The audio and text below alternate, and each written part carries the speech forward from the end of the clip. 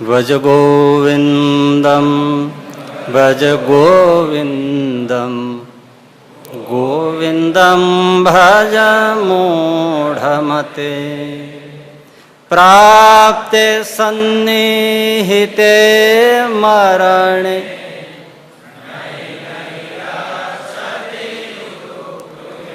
કરણે ભજ ગોવિંદમ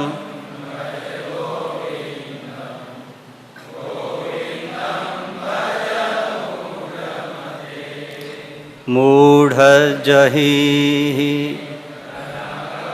તૃષ્ણામ પુરુષદ બુદ્ધિ મનસી વિતૃષ્ણામ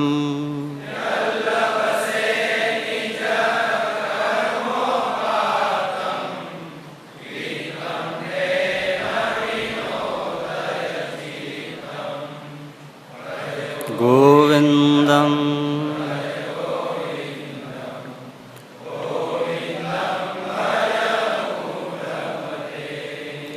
મા કુરુ ધન જન યૌવન ગર્વ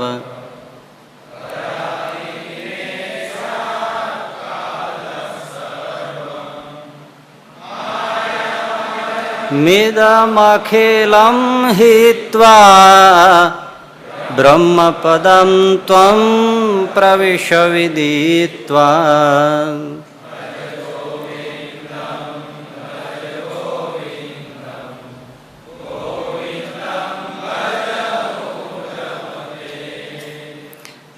અર્થમનર્થમ નાસ્તિ તત સુખલેશ સત્યમ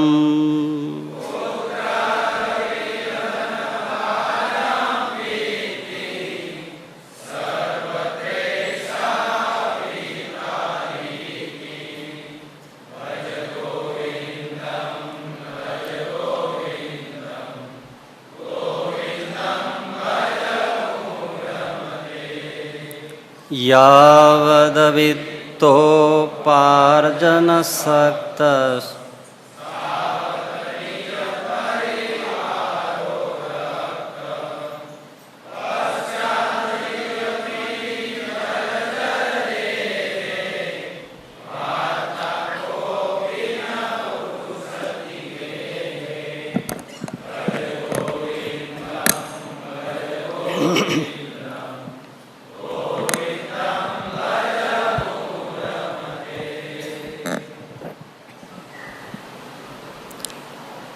તો દર શુક્રવારે મેમનગર ગુરુકુળ ખાતે યુવક સભાનું સત્સંગનું આયોજન હોય છે રાત્રે 9 વાગે. એમાં યોગાનો યોગ આ શુક્રવાર જ્ઞાન સત્રની વચ્ચે આવ્યો એટલે યથાવત સભા રાખી છે. અને આ શુક્રવારથી જ ભજ ગોવિંદમ સ્તોત્ર ઉપર પ્રવચનમાળા શરૂ કરીએ છીએ. આજે પહેલા શ્લોક ઉપર જે કાંઈ થોડું અનુકૂળ આવશે એ કહેવાશે. આ ભજ ગોવિંદમ સ્તોત્ર એ એક રીતે પ્રસાદીનું છે, કારણ કે પ્રથમના 42મા વચનામૃતમાં શ્રીજી મહારાજે આ સ્તોત્રને યાદ કર્યું છે. ત્યાં શંકરાચાર્યને પણ યાદ કર્યા છે. સ્તોત્ર બહુ ઉત્તમ છે. આપણે ભગવાનમાં જોડાઈએ, ભગવાનનું ભજન કરતા થઈએ એવો ઉત્તમ બોધ આ સ્તોત્રમાં છે.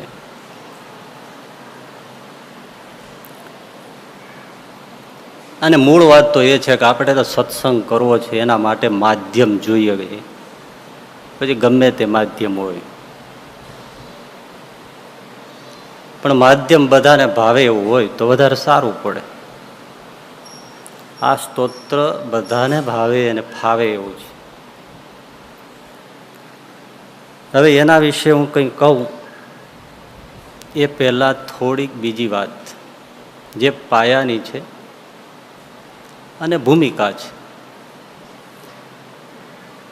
થોડી બહુ ધ્યાનથી સાંભળજો. બધાને રસ આવે એવું હું માનતો નથી.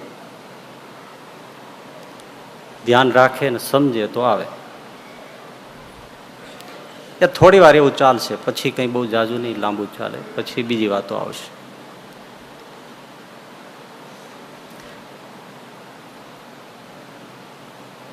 આપણે હિન્દુઓને માટે મુખ્ય ગ્રંથ છે એ વેદ છે. વેદ એ હિન્દુ ધર્મનો મુખ્ય ગ્રંથ છે. પણ શસ્ત્ર અને શાસ્ત્ર બંનેને વચ્ચે થોડી સમાનતા છે. વિચિત્ર વાત છે, પણ સમાનતા છે. શસ્ત્ર અને શાસ્ત્ર એને થોડી સમાનતા છે. શસ્ત્ર અને શાસ્ત્ર સમાનતા એ છે કે તારે પણ ખરું ને મારે પણ ખરું.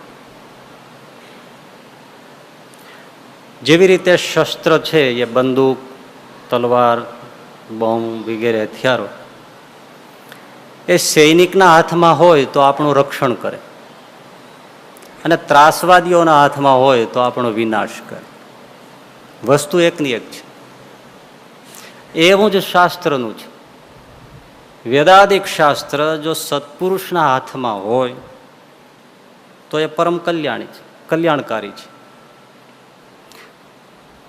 કારણ શું કે સત્પુરુષ છે એ વેદાદિક શાસ્ત્રને જે કહેવું છે એ જ લોકો આગળ કથા દ્વારા મૂકે છે. એટલે લોકોનું પરમ કલ્યાણ થાય છે. પણ જે દુર્જન પુરુષો છે એના હાથમાં જો વેદાદિક શાસ્ત્ર છે તો શાસ્ત્રને જે કહેવું છે એ એક બાજુ હડસેલી દે છે, અને પોતાનું જે કંઈ પાપ છે, પોતાને જે અધર્મમાં રુચિ છે, ખોટું કરવાની જે એની વૃત્તિ છે, ભોગ પોષવાની જે એની દાનત છે, એ પાપને અધર્મને લોકો અધર્મ ન ગણે એવી રીતે વેદાદિક શાસ્ત્રોને લોકો આગળ મૂકે છે. શાસ્ત્રના અર્થ અવળા કરીને ગોઠવીને સમાજ આગળ મૂકે, જેથી કરીને લોકો એના અધર્મને પાપને પણ ધર્મ ગણતા થઈ જાય. અને આવું થાય ત્યારે સમાજનું અધઃપતન થાય છે. દરેક કાળમાં આવું થતું આવ્યું છે. એવું જ વેદ સાથે થયું.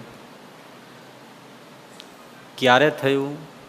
કે જ્યારે પૃથ્વી પરથી ભગવાન શ્રી કૃષ્ણ અને વ્યાસજી અંતર્ધાન થયા પછી ધીમે ધીમે જે રાજસી તામસી લોકો હતા, એટલે કે જે ભોગપ્રિય હતા, એટલે કે જે માંસાહારી પ્રિય લોકો હતા, માંસાહાર પ્રિય લોકો હતા, એમણે વેદનો આધાર બતાવીને હિંસાત્મક યજ્ઞોનું ખૂબ પ્રવર્તન કર્યું. તમારે સુખી થવું છે, તમારે સંપત્તિ જોઈએ છે, તમારે સામ્રાજ્ય જોઈએ છે, તમારે પુત્રાદિક જોઈએ છે, તમારે દુઃખ ટાળવું છે, કે મર્યા પછી તમારે સ્વર્ગમાં જવું છે, તો અમુક પ્રકારના પશુઓને અમુક પ્રકારના યજ્ઞમાં હોમીને હોમ કરો, યજ્ઞ કરો, એટલે તમારી બધી ઈચ્છા પૂરી થાય. લોકોને તો આવું જ જોઈએ છે.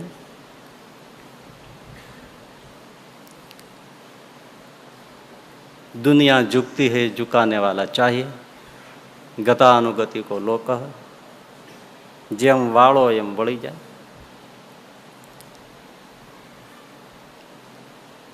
એટલે સમાજમાં, એટલે ભારતમાં હિંસાત્મક યજ્ઞોની પ્રચુર માત્રામાં પ્રચાર થયો. જ્યાં જુઓ ત્યાં પ્રતિદિન સેંકડો ને હજારો નિર્દોષ પશુઓના બલિદાન યજ્ઞમાં અપાય. આકાશ એના ચિત્કારોથી ગુંજે. કોઈ પણ સાત્વિક માણસને એ મૂંગા પશુઓનો ચિત્કાર પસંદ પડે નહીં. પણ હવે વેદનો આધાર લઈને લોકો, અને યજ્ઞો કરાવનારા પણ બધા પ્રકાંડ વિદ્વાનો,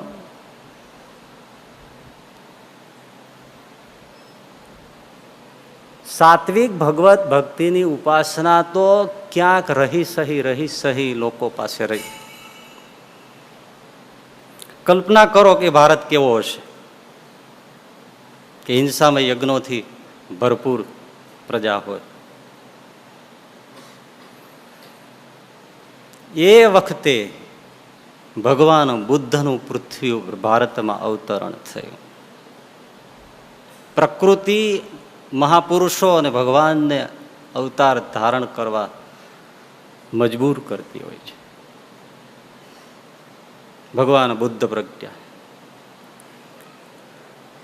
આશય હતો હિંસાત્મક યજ્ઞોને બંધ કરવા, પણ સીધા એને જો કહેવા જાય તો મેજોરિટી કંઈ માને નહીં. એટલે બુદ્ધ ભગવાને બહુ સલુકાઈથી કામ લીધું.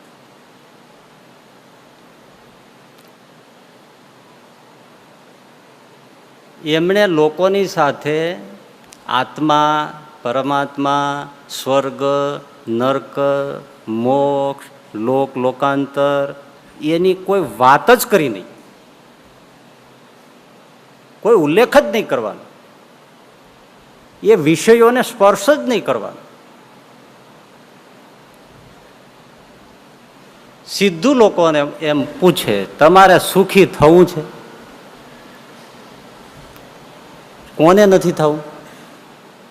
લોકો કે હા, અમારે સુખી થવું છે. જો તમારે સુખી થવું હોય તો તમારી વાસના ઘટાડો.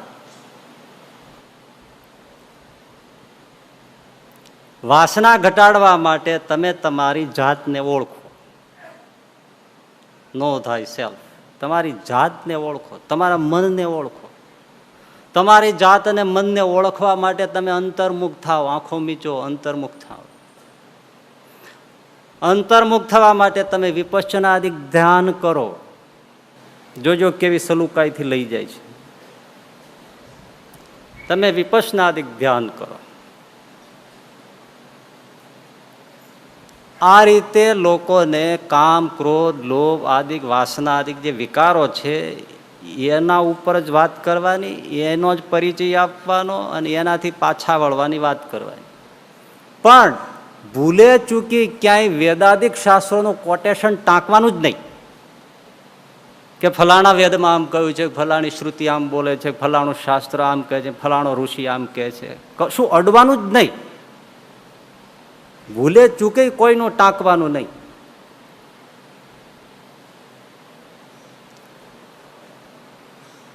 આ રીતે જે લોકોની વેદ સાથે પકડ હતી એ પકડ ઢીલી કરી નાખી. અને વેદ સાથેની પકડ ઢીલી થઈ એટલે હિંસાત્મક યજ્ઞો ઢીલા પડવા માંડ્યા. અને બુદ્ધ ભગવાને એવો પ્રભાવ ફેલાવ્યો કે લોકો વેદને છોડીને, વેદ ધર્મને છોડીને બુદ્ધમ શરણમ ગચ્છામિ, સંઘમ શરણમ ગચ્છામિ.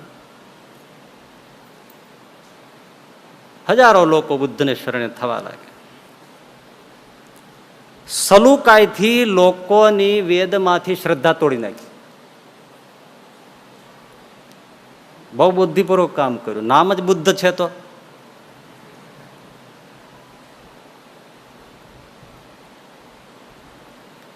અને જોત જોતામાં ભારતમાં બૌદ્ધ ધર્મનો પ્રચાર થઈ ગયો. વેદ ધર્મ ધીમે ધીમે છૂટતો ગયો. ભગવાન બુદ્ધ દેહ છોડીને ચાલ્યા ગયા. એના પછી બૌદ્ધ ધર્મ અત્યંત વિસ્તાર પામ્યો. જોત જોતામાં રાજ્યાશ્રીઓ પણ મળ્યા. મોટા મોટા મહારાજાઓ બધા જ બુદ્ધના સંઘને શરણે થવા લાગ્યા. અને રાજા શરણે થાય એટલે પ્રજા તો થાય જ. પૂરા ભારતમાં બૌદ્ધ ધર્મ પ્રચલિત થઈ ગયો. એટલું નહીં ભાઈ, પૂરી પૃથ્વીના અડધા ગોળા ઉપર બૌદ્ધ ધર્મ છાયો. ચીનમાં, તિબેટમાં, બર્મામાં, કંબોડિયામાં, જાપાનમાં, શ્રીલંકામાં, ઠેક ઠેકાણે કેટલા નામ ગણ્યા. 50% પૃથ્વીના પડ ઉપર બૌદ્ધ ધર્મ વ્યાપ્ત થઈ ગયો.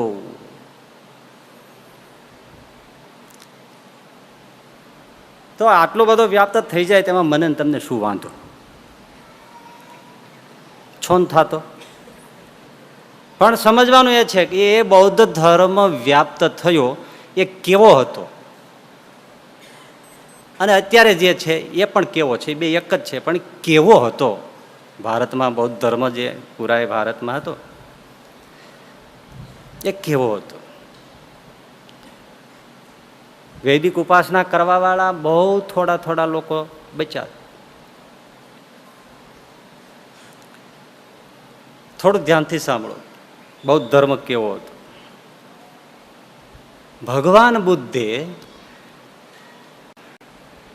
આપણે કહ્યું એમ કોઈ આત્મા પરમાત્માના વિષયને ટચ ન કર્યો, છતાંય લોકો તો બહુ વિચિત્ર પ્રાણી છે. એટલે ભગવાન બુદ્ધને સીધા ચાલે પ્રભુ આત્મા કેવો છે, આત્મા છે કે નહીં, ઈશ્વર કેવો છે, ઈશ્વર છે કે નહીં, સ્વર્ગ છે કે નહીં, નરક છે કે નહીં, પરલોક છે કે નહીં, મોક્ષ શું છે, મર્યા પછી શું છે, આવી બધી વાતો કરે. ભગવાન બુદ્ધ પ્રગલ્ભ મૂર્તિ વાતો સાંભળે, અર્ધ મીચેલી આંખોથી એને જુએ, કરુણા વરસાવે, મૌન તદ્દન બોલે જ નહીં. પેલો થાકીને જતો રહે.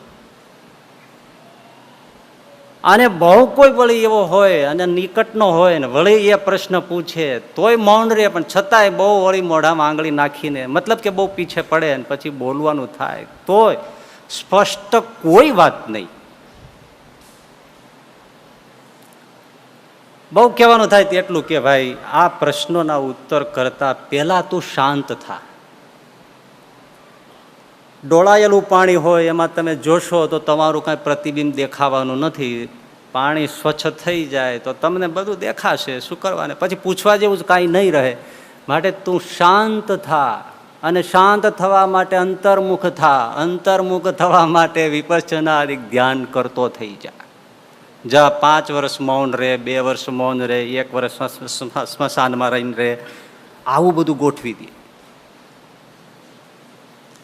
પણ પેલા વિષયનો બહુ સ્પર્શ કરે નહીં. બહુ વળી પાછળ લાગે તો વળી પાછો નવો કંઈક એવો જવાબ આપે કે ભાઈ હરણ હોય ને એને બાણ લાગ્યું હોય તો એ બાણને ખેંચીને કાઢી લેવું ને ઈલાજ કરવો એ પહેલો ધર્મ છે. હવે એ બાણ ક્યાંથી આવ્યું ને કોણે માર્યું ને કેટલે અંતરેથી માર્યું ને કઈ દિશામાંથી માર્યું ને બાણ કઈ લાકડાનું છે ને કેવું ફણું છે ને એમાં શું લગાડ્યું છે ને મારનારો કઈ જાતિનો છે ને શા માટે માર્યું ને શું કામ બનાવ્યું, એ પ્રશ્નોમાં પડે એને. હા, એટલે તમે બાણ ખેંચું લેવું એ પેલો ધર્મ છે. એટલે તને કામ ક્રોધ નડે છે એ બાણ ખેંચી લે, બાકી જગત કોણે બનાવ્યું ને એ બધું ક્યાંથી આવ્યું ને હું ક્યાંથી આવ્યો ને ક્યાં જવાનું એ પ્રશ્નો રહેવા દે ને. અડે જ નહીં, એમાં મર્મ છે. આપણે નાને મુખે મોટી વાત કરવા જઈએ તો બહુ ઓલી લાગે, પણ મહાવીર સ્વામીએ પણ સલુકાઈ કરેલી છે. એમણે સ્યાદવાદ આપ્યો છે. આ પણ માર્ગ હોય, આમ પણ હોય, આમ પણ હોય, આમ પણ હોય, પણ પછીના જે હોય છે એ જે કરે છે એમાં કમાલ હોય છે. એમ ભગવાન બુદ્ધ તો કઈ બોલ્યા જ નહોતા. સ્પષ્ટપણે એમ કહ્યું જ નહોતું કે ઈશ્વર નથી. સ્પષ્ટપણે કહ્યું જ નહોતું કે વેદ નથી કે ખોટા છે, લોક પરલોક નથી કે એવું કઈ કહ્યું જ નહોતું. પણ મૌન રહ્યા ને કામ કર્યું ને ગયા. પછી જે બધા આચાર્યો થયા એમના અનુયાયીઓ, એ બધા પ્રકાંડ વિદ્વાનો,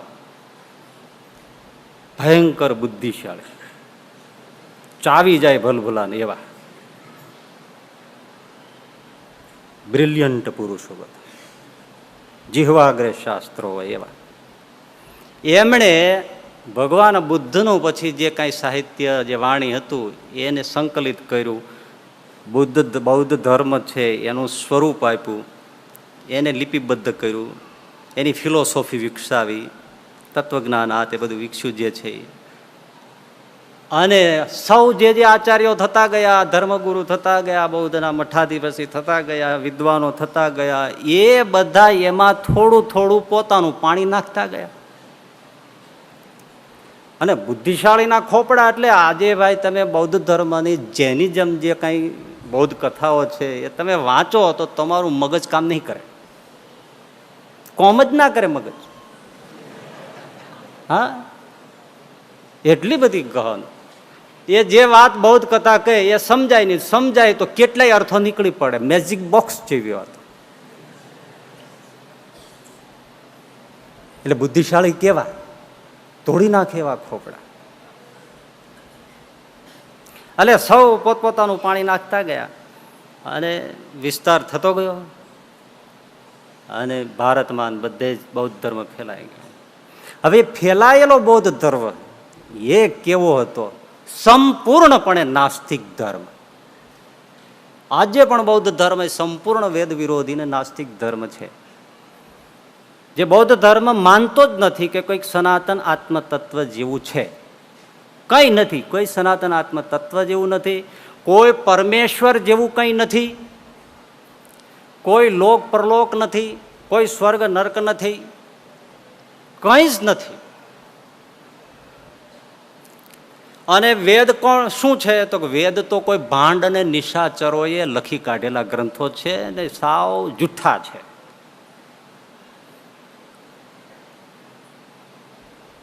એટલે શું થયું? જે મોટા મોટા અમુક અમુક રાજાઓ થયા તો બિચારા બ્રાહ્મણો વેદાધ્યયન કરતા હોય અને ખ્યાલ પડે તેને કાપી કાપી નદીઓમાં મગરમચ્છને નાખીને ખવડાવી દે. વેદ સાચવવા મુશ્કેલ થઈ ગયા. બ્રાહ્મણો ડરવા માંડ્યા, વેદના ગુંજારાવ જ બંધ થઈ ગયા. અને સંપૂર્ણ નાસ્તિક ધર્મ, વેદ વિરોધી તદ્દન. હવે બ્રાહ્મણોને કાપી કાપીને ફેંકી દેવાય અને બ્રાહ્મણો વેદને કેવી રીતે સાચવે? છતાંય જે સમજે છે એ સાચવે, એ લોકોને સમજાવે. હવે વાત જોજો કે ભાઈ આ સત્ય છે, આ પરમ સત્ય છે, તમે આને કાં ભૂલો? એટલે લોકો શું કહે? તો બૌદ્ધ ધર્મ શું ખોટો છે? તમે કહો છો વેદ સાચા છે, આમાં પરમ સત્ય છે, ઈશ્વર આવો છે, ઉપાસના સત્ય છે, એના વગર કશું નથી, જગત એને બનાવ્યું. આ બૌદ્ધ ધર્મ બધી ના પાડે છે. આવો અમારા સ્વામીજી પાસે. હવે એના સ્વામીજી ઓલા કાચે કાચો ચાવી જાય એવા હોય, મહાખોપડા વિદ્વાન, અને સ્થિતિ પાછી કઈ ચૈતસિક રીતે સ્થિત પ્રજ્ઞ એવા એવા મહાપુરુષો થયા. તમે સારીપુત ને આ બધા જે કઈ તમે મહાત્માઓ તમે જુઓ, તમે એને જીવતા કાપીને ટુકડા કરી નાખો તોય ઊંકારો ના કરે. ગમે એટલા માન અપમાન તિરસ્કાર હર્ષ શોક અડે જ નહીં. આવા સ્થિત પ્રજ્ઞ. હવે આવી સ્થિતિ જેની હોય એટલે લોકો શું કે આટલા બધા લોકો જેને માને, આખા ભારતમાં મોટા ભાગના આટલા બધા લોકો જેને માને અને આવા આવા આવા સાધુ એ ખોટું બોલે. સમજાયું? આટલા બધા લોકો જેને માને અને આવા સાધુ બોલે એ ખોટું હોય. ઓલા બિચારા બ્રાહ્મણ શું કરે? એ માનસિકતા એ જમાને હતી એવું નહીં મિત્રો. આજે પણ સમાજની એ જ માનસિકતા છે ને એ જ માનસિકતા રહેવાની. આપણે કંઈક પેલું છે ને બહુ ખોટું છે. આટલા બધા લોકો એને માને અને આવા સાધુ ખોટું બોલે. જો થયો ને જલેબો.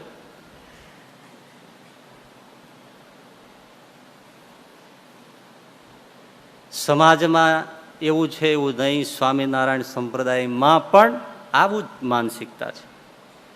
તમે કોઈને એમ કહો કે ભાઈ આ મૂળ સિદ્ધાંતો નથી, આ તો કે આટલા બધા લોકો આવા લોકો અને આવા સાધુ બોલે એ ખોટું હોય. શું બોલો તમે? સમજાય છે ને? વાત તો સમજાય છે. અને બહુ કે એટલે તો કે શું કે સ્વામિનારાયણની જ વાત કરે છે ને બધા.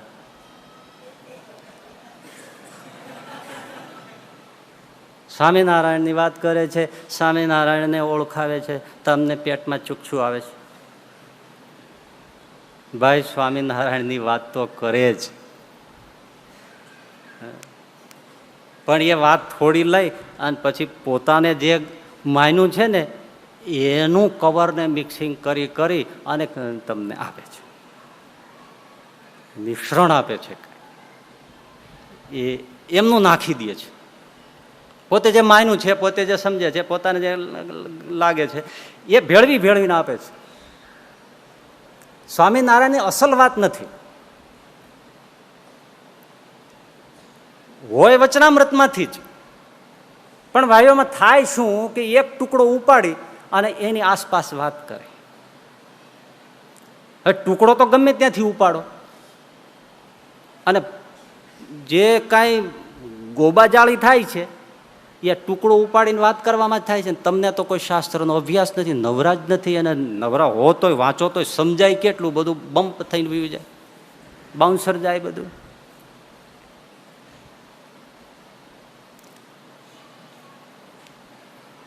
મુલ્લા નસરુદ્દીન શરાબ પીતો હતો, એટલે એને મુસલમાન ને હતો, એટલે કોઈ મુસ્લિમ બિરાદર આવ્યો ને એમણે કીધું કે नसरुद्दीन ये तुम क्या करते हो, ये तो कुरान से मना किया है, कुरान में तो कुरान से खिलाफ है, तुम शराब क्यों पीते हो. मुल्ला नसरुद्दीन के हूँ कुरान प्रमाणे ज वर्तुं छुं. कुरान प्रमाणे शराबनी मना है. अरे भाई कुरान में लख्यू है शू, चोरी करो, व्यभिचार करो, शराब पीवो, लख्यू ज छे. पेलो के पण भला माणा पछी लख्यू ई तो बोल, तो शू पछी लख्यू छे चोरी करो, व्यभिचार करो, शराब पीवो, पण जो तमे आ करशो तो अनंत काल सुधी नरक में पड़शो. तो के ये हूँ जो वाँचतो ज नथी, मने अर्धुं कुरान समजाणुं छे. ये आटलुं માંડ માંડ પડે છે, એમાં હું આખું ક્યાં પાડવા જાઉં?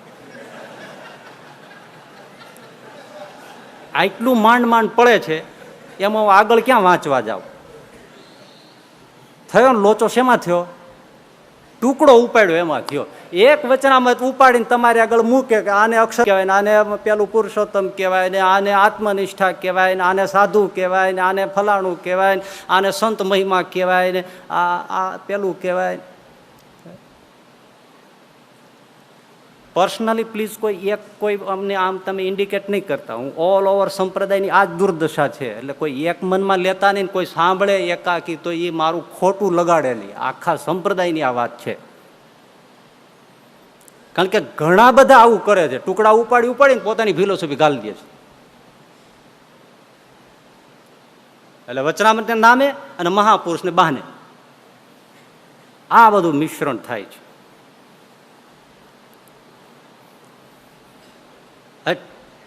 હકીકતમાં કોઈ પણ બાબત ટુકડા ઉપાડવાથી સ્પષ્ટ ન થાય. વડતાલના 18મા વચનામૃતમાં શ્રીજી મહારાજે કહ્યું, તમે જુઓ કેવું સરસ કહ્યું કે કોઈ શ્રી કૃષ્ણને શુદ્ધ સત્વાત્મક કહેશે તો એને ભાગવતના પૂર્વાપર સંબંધની ખબર જ નથી. ટુકડો ઉપાડીને વાત કરે તો શુદ્ધ સત્વાત્મક કહી શકે, પણ મહારાજ કે આખા ભાગવતનો પૂર્વાપર સંબંધ વિચારવો જોઈએ. એમ વચનામૃતનો સંપૂર્ણ પૂર્વાપર સંબંધ કોન્ટેક્સ્ટ જોવે તો જ કોઈ વસ્તુ તમે સ્પષ્ટ સહજાનંદ સ્વામીના સિદ્ધાંતને કહી શકો.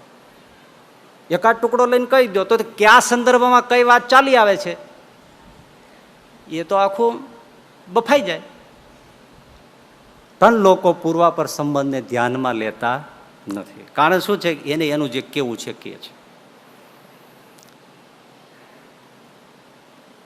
એટલે ઘણા લોકો છે ને એવું કહે છે કે આ વચનામૃતનું નવું સંસ્કરણ કરવાની જરૂર છે. જેથી કરશે. કારણ કે ઘણા લોકો કહે છે કે શિક્ષાપત્રી બાળપોથી છે અને સંસ્કરણ નવું કરશે, એમને જે ફાવે એટલું રાખશે, બીજું કાઢી નાખશે. તોય સમાજ શું કહે છે? આટલા બધા લોકો અને આવા સાધુ કહે એ ખોટું થોડું હોય. આ જ દશા આવશે. લોકો કોઈ વિચારશે નહીં કે આ સિદ્ધાંત સહજાનંદ સ્વામીનો નથી.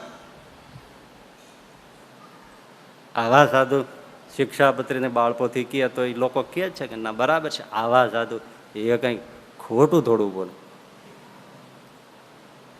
કેવી રીતે મૂળ પુરુષના સ્થાપેલા સિદ્ધાંતો કેવી રીતે એવોઇડ થાય છે. અને બહુ કહેવા જાઓ તો શું કે છે? બરાબર ભગવાનની ઈચ્છા ન હોય તો શું આટલો બધો ફેલાવો થાય? તો હું એમ પૂછું છું, ભગવાનની ઈચ્છા જ ગણવાની ને? બૌદ્ધ ધર્મ એટલો ફેલાયો, કેટલાય બ્રાહ્મણો નિર્દોષ કપાયા, વેદની હોળી કરીને સળગાવી દીધા, પવિત્ર બ્રાહ્મણોને મગરમચ્છને ખવડાવી દીધા. ભગવાનની ઈચ્છા જ ગણવાની ને? ઈચ્છા જ છે. ભલે તમે એને ભગવાનની ઈચ્છા ગણો, આટલો તરત બધું ફેલાઈ જાય, આટલા બધા લોકો ફેલાઈ જાય. હા, ભગવાનની ઈચ્છા છે. બૌદ્ધ ધર્મ ફેલાયો એ પણ ભગવાનની ઈચ્છા છે. આજે પણ જે કાંઈ ખોટું ફેલાતું હોય, ખૂબ ફેલાતું હોય, સત્ય સિદ્ધાંત વાળા તો બહુ જ લઘુમતીમાં આવી જાય, પેલું બહુ જ મેજોરિટીમાં આવી જાય. ભગવાનની ઈચ્છા છે. કારણ કે ક્રમે ક્રમે યુગે યુગે કાળ કાળનું કામ કરે છે અને એને ભગવાન નારાયણ થવા પણ દે છે. પણ દેશકાળ વિપરીત થયા હોય ત્યારે સત્યને ચૂકવું નહીં, એ ઇન્સાનનો ધર્મ છે. બાકી કાળ કાળનું કામ પરમેશ્વર પણ થવા દે છે. સમજો, સત્યને હારતું જુએ, સત્યને હારતું જુએ, છતાં પણ સત્યમાંથી જેને નિષ્ઠા ન ડગે એ સત્યનો ઉપાસક છે. કાળને કાળ પ્રમાણે કામ કરવા જ દે છે. 1000 વર્ષ સુધી બૌદ્ધ ધર્મ પ્રચલિત થયો. અજંતા ઇલોરા તમે જુફાઓ કેવી કેવી ક્યાં ક્યાં કેટલી કેટલી વિશ્વમાં મોટા મોટી પ્રતિમાઓ બુદ્ધની છે. ભગવાનની ઈચ્છા જ છે, પણ કાળને થવા દે છે, એનો હુકમ પ્રમાણે થવા દે છે. એની ઝપટમાં આપણે આવવું કે નહીં? કાળને હુકમ કરે, અતિવૃષ્ટિ થાય, અનાવૃષ્ટિ થાય, પણ એની ઝપટમાં આપણે આવવું કે નહીં? અતિ હોનાર જ થાય, વર્ષા થાય, ભગવદ ઈચ્છા જ છે, થાય છે કાળના ચક્ર પ્રમાણે. પણ એમાં આપણે ઝપટમાં ન આવવું સમજદારનું એ કામ છે. એમ કાળ કાળ પ્રમાણે થાય જ.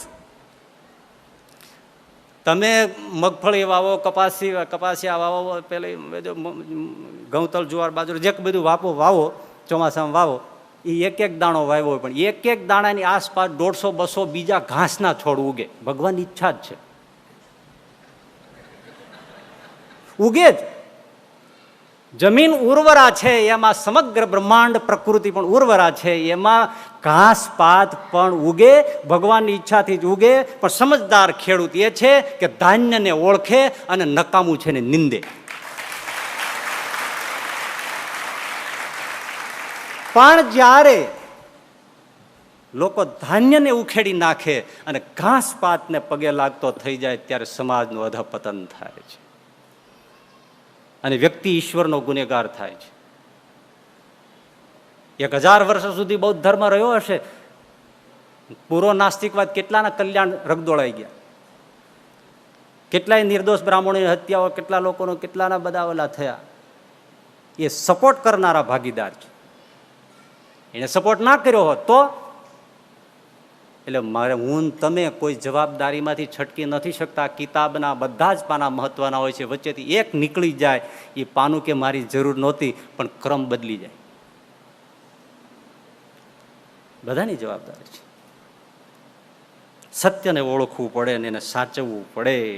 પણ દુર્દશા આજે આપણા સંપ્રદાયમાં પણ એ જ છે કે લોકો સ્વામિનારાયણનો અસલ સિદ્ધાંત શું છે એ સમજવા તૈયાર નથી. અને આપણે કોઈ સમજાવવા બેસે તો માનવા લોકો તૈયાર નથી. કારણ કે પેલો જવાબ તૈયાર છે, આટલા બધા લોકો અને આવા સાધુ એ ખોટું થોડા બોલે.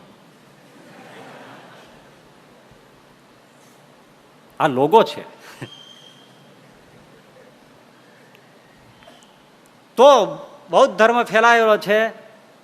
વૈદિક કર્મકાંડો તો બંધ છે, વેદની ગુંજન પણ બંધ છે. બ્રાહ્મણો વેદને સાચવવા માટે છુપાઈને જીવને જોખમે બચાવે છે. ભગવાનને પ્રાર્થના કરે છે, હે પ્રભુ હવે આપ પધારો. એક બાજુ આખો ભારત એમ માને છે કે ભગવાન જેવું કશું નહીં, અને આ બ્રાહ્મણો વેદને લઈને પોતાના પુત્રને કાપી નાખવાનો પ્રયોગો આવે, એ કપાઈ જવા દે, પણ વેદ ન જવા દે. ભૂખ્યા મરી જાય ઉપવાસો પર, ભાજી પાંદડું મળે તો મળે, પણ વેદને જાળવે. રાતે પાણીએ રડે, ચોધાર આંસુએ ભગવાનને પ્રાર્થના કરે, હે પ્રભુ હવે તું બચાવ, તું બચાવ, આમાંથી તું બચાવ. અને ભગવાને પુકાર સાંભળ્યો. 1000 વર્ષથી વ્યાપ્ત બૌદ્ધ ધર્મ છે. બ્રાહ્મણો પરંપરાએ ભગવાનની આર્ત હૃદય પ્રાર્થના કરી. હિંમત નહીં હાર્યા હોય ને. બીજું કે અસત્ય ફેલાયેલું હતું એમાં પોતે ભળ્યા નહીં હોય ને. આપણને તો બસ જમવાનું ઉતારા મળે એટલે બધે ઘૂસી જાય. સિદ્ધાંત વિધાંત ક્યાં છે? કોને પડી છે? તમે બેઠા છો એટલે સિદ્ધાંતવાદી છો? તમે જો એમ માનતા હોય, અમે જો એમ માનતા હોય તમે સિદ્ધાંતવાદી છો, તો આપણે બધા ભ્રમમાં છીએ. સિદ્ધાંતને સમજવો બહુ કઠણ છે. 5 મિનિટમાં માણસ સજ્જન દેખાતો માણસ, આપણો દેખાતો માણસ દુશ્મન થઈ જાય છે. એ આ સમાજ છે. તમને ગળામાં હાર પહેરાવનારો 10 મિનિટ પછી તમારા માથા પર જૂતા ફેંકે, એ આ માણસ છે. દળદળ દળી પડે, ભાઈ માણસ છે. અને ચંદર ઉપર ચપચપ ચાલે, ભાઈ માણસ છે. રમતા રમતા લડી પડે, ભાઈ માણસ છે. આ માણસ છે.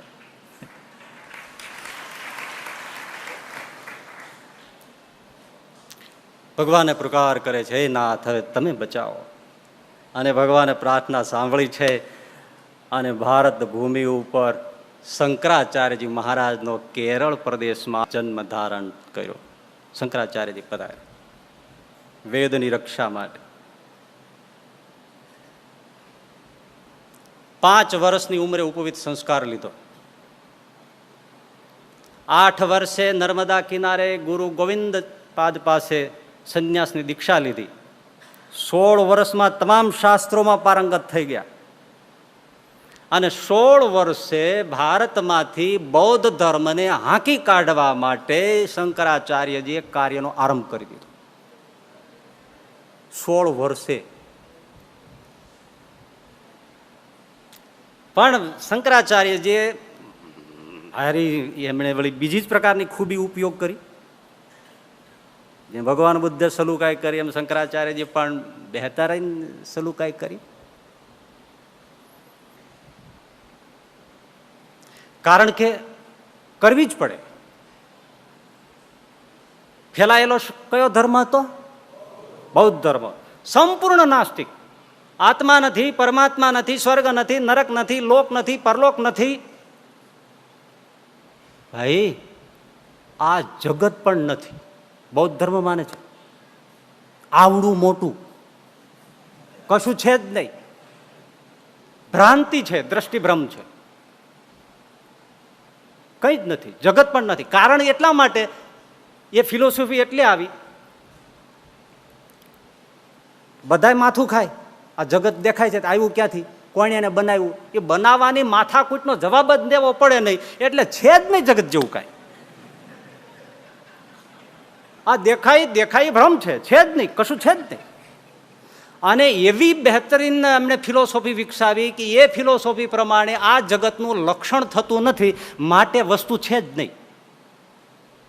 તમે સામે એને હાથી જેવો હાથી મૂકી દો અને પછી શાસ્ત્રાર્થ કરવા બેસાડો, પછી લક્ષણના બધા લક્ષણો કાઢીને એનો શાસ્ત્રાર્થ કરે, એમાં હાથી ફિટ ન થાય એટલે ઘોષિત કરવામાં આવે હાથી છે જ નહીં. હવે ઓલો પહાડ જેવડો સામે ઊભો પણ હાથી નથી, એવું સાબિત થાય. એમાં જગત છે જ નહીં, છે જ નહીં. તો શું છે? તત્સર્વમ શૂન્યમ શૂન્યમ. આ બૌદ્ધનો આ લોગો છે ફિલોસોફી. તત્સર્વમ શૂન્યમ શૂન્યમ. સમજાઈ ગયું કે નહીં? નહીં તો સીધું સાધું તત્સર્વમ 0 0. એ તરફ સમજાઈ જાય. અરે વાત એક યાદ આવી ગઈ, મજા નહીં. અમે અમેરિકા હતા, એક મંદિરમાં દર્શન કરવા ગયા, તો ત્યાં ઠાકોરજીનું આપણે અભિષેક મહાપૂજા થાય ને, એવું નાનું ઠાકોરજી બેસાડીને પૂજન થતું હતું. તો આપણે પૂજનમાં જ બધું આવે ને, અથ પયસ્નાનમ સમર્પયામી, અથ દધિશાનમ સમર્પયામી, અથ શર્કરાશાનમ સમર્પયામી, અથ મધુસ્નાનમ સમર્પયામી. હવે ઓલા બધા ત્યાં જન્મા હોય, બોન થયા હોય, એને આ બધું દધી ને પય ને મધ ને મધુ ને શર્કરા એ કાંઈ સમજાય નહીં. બ્રાહ્મણે એવી ખોપડી ચલાવી, નાવ મિલ્ક બાથમ સમર્પયામી, નાવ યોગર્ટ બાથમ સમર્પયામી, નાવ હની બાથમ સમર્પયામી, નાવ શુગર બાથમ સમર્પયામી. પણ સમજાઈ જાય. ઠાકોરજી ભલે દાંત કાઢે પણ સમજાય જાય. આ ચરોતરમાં એમાં છે ને એક ભટજી કથા કરતા હતા. કથા કરતા કરતા કે ભગવાનના ચરણારવિંદ જે તે અતિ સુંદર છે, પણ ચરણારવિંદ એટલે શું કોઈને ના ખબર પડતી હોય તો ચરણારવિંદ એટલે ભગવાનના ટોંટિયા. અને ભગવાનનું મુખારવિંદ જે તે અતિ સુંદર છે, પણ જો કોઈને મુખારવિંદ એટલે શું એ ન સમજાતું હોય તો મુખારવિંદ એટલે ભગવાનનું ડોચું.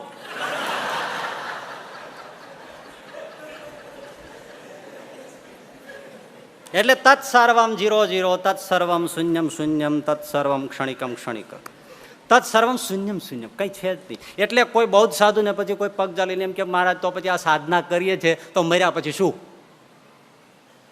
તો આ પછી મર્યા પછી શું થાય, ક્યાં જવાનું? તો કે જો આ દીવો સળગાવું, એ દીવો ઠરી જાય એટલે ક્યાં લોકમાં ગયો? ખોપડા તમે જુઓ, આવા દીવો ઠરી ગયો એ ક્યાં લોકમાં ગયો? તો કીધો કઈ નહીં ગયો, બસ ને શૂન્યમાં ભળી ગયો ને, બસ એમાં આપણે સાધના કરીએ બધું પતી જાય. તત્સર્વમ શૂન્યમ શૂન્યમ, કઈ જ રહેતું જ નથી, બધું જ શૂન્ય થઈ જાય છે, બધું શૂન્યમાં ભળી જાય છે. બસ આવી બૌદ્ધિકતા અને આવી ફિલોસોફી, એની સામે શંકરાચાર્યને ટક્કર લેવાની છે. એટલે શંકરાચાર્યજી મહારાજે બાખૂબી કામ લીધું. એમણે કીધું કે ભાઈઓ સાંભળો સાંભળો, એક વસ્તુ બહુ સત્ય છે, તમારે તમારી વાત કોઈને ગળે ઉતરાવવી હોય તો 50% એની વાત માની લેવી. તમારી વાત તમારા ઘરનારે તમારે સમજાવવી હોય તો 50% પ્રારંભમાં એની માની લેવી. પછી જો તમને હોશિયારી આવડે તો 100% તમારી વાત માને. પણ એ એમ કે આપણે 40,000નું ફ્રીજ લેવું છે, હવે જાને નવા ફ્રીજ વાળી ભાળી છે તો રીસાઈને પણ લેવડાવે. પણ એ એમ કે ના ના 40નું હોય, આપણે 55નું લેવું છે, એમાં શું વાંધો? પણ આપણે થોડું કરકસર કરી 2 ટાઈમ જમીએ છીએ, 1 ટાઈમ જમશું, છોકરાને દૂધ આપીએ નહીં, એટલે છોકરાને દૂધ વગર થોડું હાલે, તો આપણે ફ્રીજ નથી લેવું, તો આરો નથી જ લેવું. એટલે અમે જે છે તમને કેમ નહીં પૂછતું? આ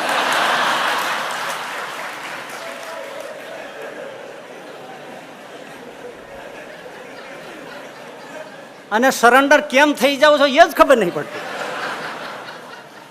સ્ત્રીઓ તો બહુ ભોળું પ્રાણી છે. એટલે 50% એની વાત માની લેવી જોઈએ. શંકરાચાર્ય માની જ લીધી એની 50%. આવો મિત્રો, તમે જો કહો તદ્દન સાચું છે. તત્સર્વમ શૂન્યમ શૂન્યમ. હે શું વાત કરો? હા, કઈ છે જ નહીં. અરે વાહ દોસ્ત, क्या बढ़िया बात बता दो, कुछ नहीं है, कुछ नहीं है, सत्सर्वम शून्यम शून्य. पर देखो, तुम नई बात नहीं करते हो तो वो हमारे वेद में ही लिखा है. हाँ, वेद में ही लिखा है तत्सर्वम शून्यम शून्यम. हाँ, ये तो तुम कहते हो हम नई बात लाए. नहीं नहीं नहीं, हमारे वेद में ही लिखा है तत्सर्वम शून्यम शून्य. कहाँ लिखा है? अरे सिर्फ इतना है कि तुम जिसे शून्य कहते हो उसको हमारे वेद पूर्ण कहते. संज्ञा का फर्क है. અને પૂર્ણ અને શૂન્ય ફર્ક શું? અમે પૂર્ણ વિરામ કરો કે શૂન્ય કરો, ફર્ક શું પડે? હે, મર્મની દ્રષ્ટિએ બહુ ફરક પડે. એક ખાલી છે, શૂન્યતા છે, બીજામાં પૂર્ણતાનો આસ્વાદ છે. પણ શૂન્ય કરો અને પૂર્ણ કરો, શું ફરક પડે? કશો જ નહીં, પણ અંતર ઘણું. પેલી દ્રષ્ટિએ કશું નહીં. શૂન્યમાં શૂન્ય નાખો, પ્લસ પ્લસ શૂન્ય, શું થાય? શૂન્ય. શૂન્યમાંથી શૂન્ય કાઢી લ્યો, બાદ બાકી શૂન્ય. શૂન્યને ગુણ્યા શૂન્ય, શૂન્ય શૂન્યને ભાગ્યા શૂન્ય, શૂન્ય પૂર્ણ, પૂર્ણમાં વધતા પૂર્ણ, પૂર્ણ પૂર્ણમાંથી પૂર્ણ કાઢો, પૂર્ણ પૂર્ણ ગુણ્યા પૂર્ણ, પૂર્ણ પૂર્ણને ભાગો પૂર્ણ, પૂર્ણ. વેદમાં જ લખ્યું છે ઓમ પૂર્ણમાદઃ પૂર્ણમિદં પૂર્ણાત પૂર્ણમુદચ્યતે પૂર્ણસ્ય પૂર્ણમાદાય પૂર્ણમેવાવશિષ્યતે. વાહ પ્રભુજી, बहुत बढ़िया बात बताया. ये तो वेद में ही लिखा है, लिखा है. પૂર્ણમાં પૂર્ણ નાખો, કાઢી લો, આ પૂર્ણ જ વાત. પણ જેને વેદ પૂર્ણ કહે છે એને એક બીજું નામ આપે છે, એનું નામ બ્રહ્મ છે. જો કેવી રીતે આમ જાય છે. જો કે શાસ્ત્રાર્થ તો ગહન છે, પણ એનો સાર સહેલો કરીને આ આપણે કહીએ છીએ. એને બ્રહ્મ કહે છે. અને વેદમાં લખ્યું છે સર્વમ ખલ્વિદમ બ્રહ્મ નેહ નાનાસ્તિ કિંચન. એક બ્રહ્મ સિવાય બીજું કશું જ નથી. નાના પ્રકારની આકૃતિઓ આ તે બધું કશું જ નથી. એક બ્રહ્મ છે. અને શંકરાચાર્ય પ્રચાર કરો, એક બ્રહ્મ સિવાય બીજું કશું જ નથી. નાના પ્રકારના જીવો નથી, દેવો નથી, ઈશ્વર નથી, માયાદિક તત્વો નથી, કશું જ નથી. કંઈ નથી. લોકાંતર કંઈ જ નથી, કંઈ જ નથી. એક બ્રહ્મ છે. બહુ સરસ. આવા એક બ્રહ્મ છે. શંકરાચાર્યનું બૌદ્ધ ધર્મીઓને આપણા વેદ તરફ આકર્ષ્યા. ઉપરાંત એના પંડિતો હતા એને હરાવ્યા, મોટા મોટાની બોલતી બંધ કરી, કર્મકાંડીઓને હરાવ્યા અને વેદની પ્રતિષ્ઠા કરી અને શૂન્યવાદની જગ્યાએ બ્રહ્મવાદની સ્થાપના કરી.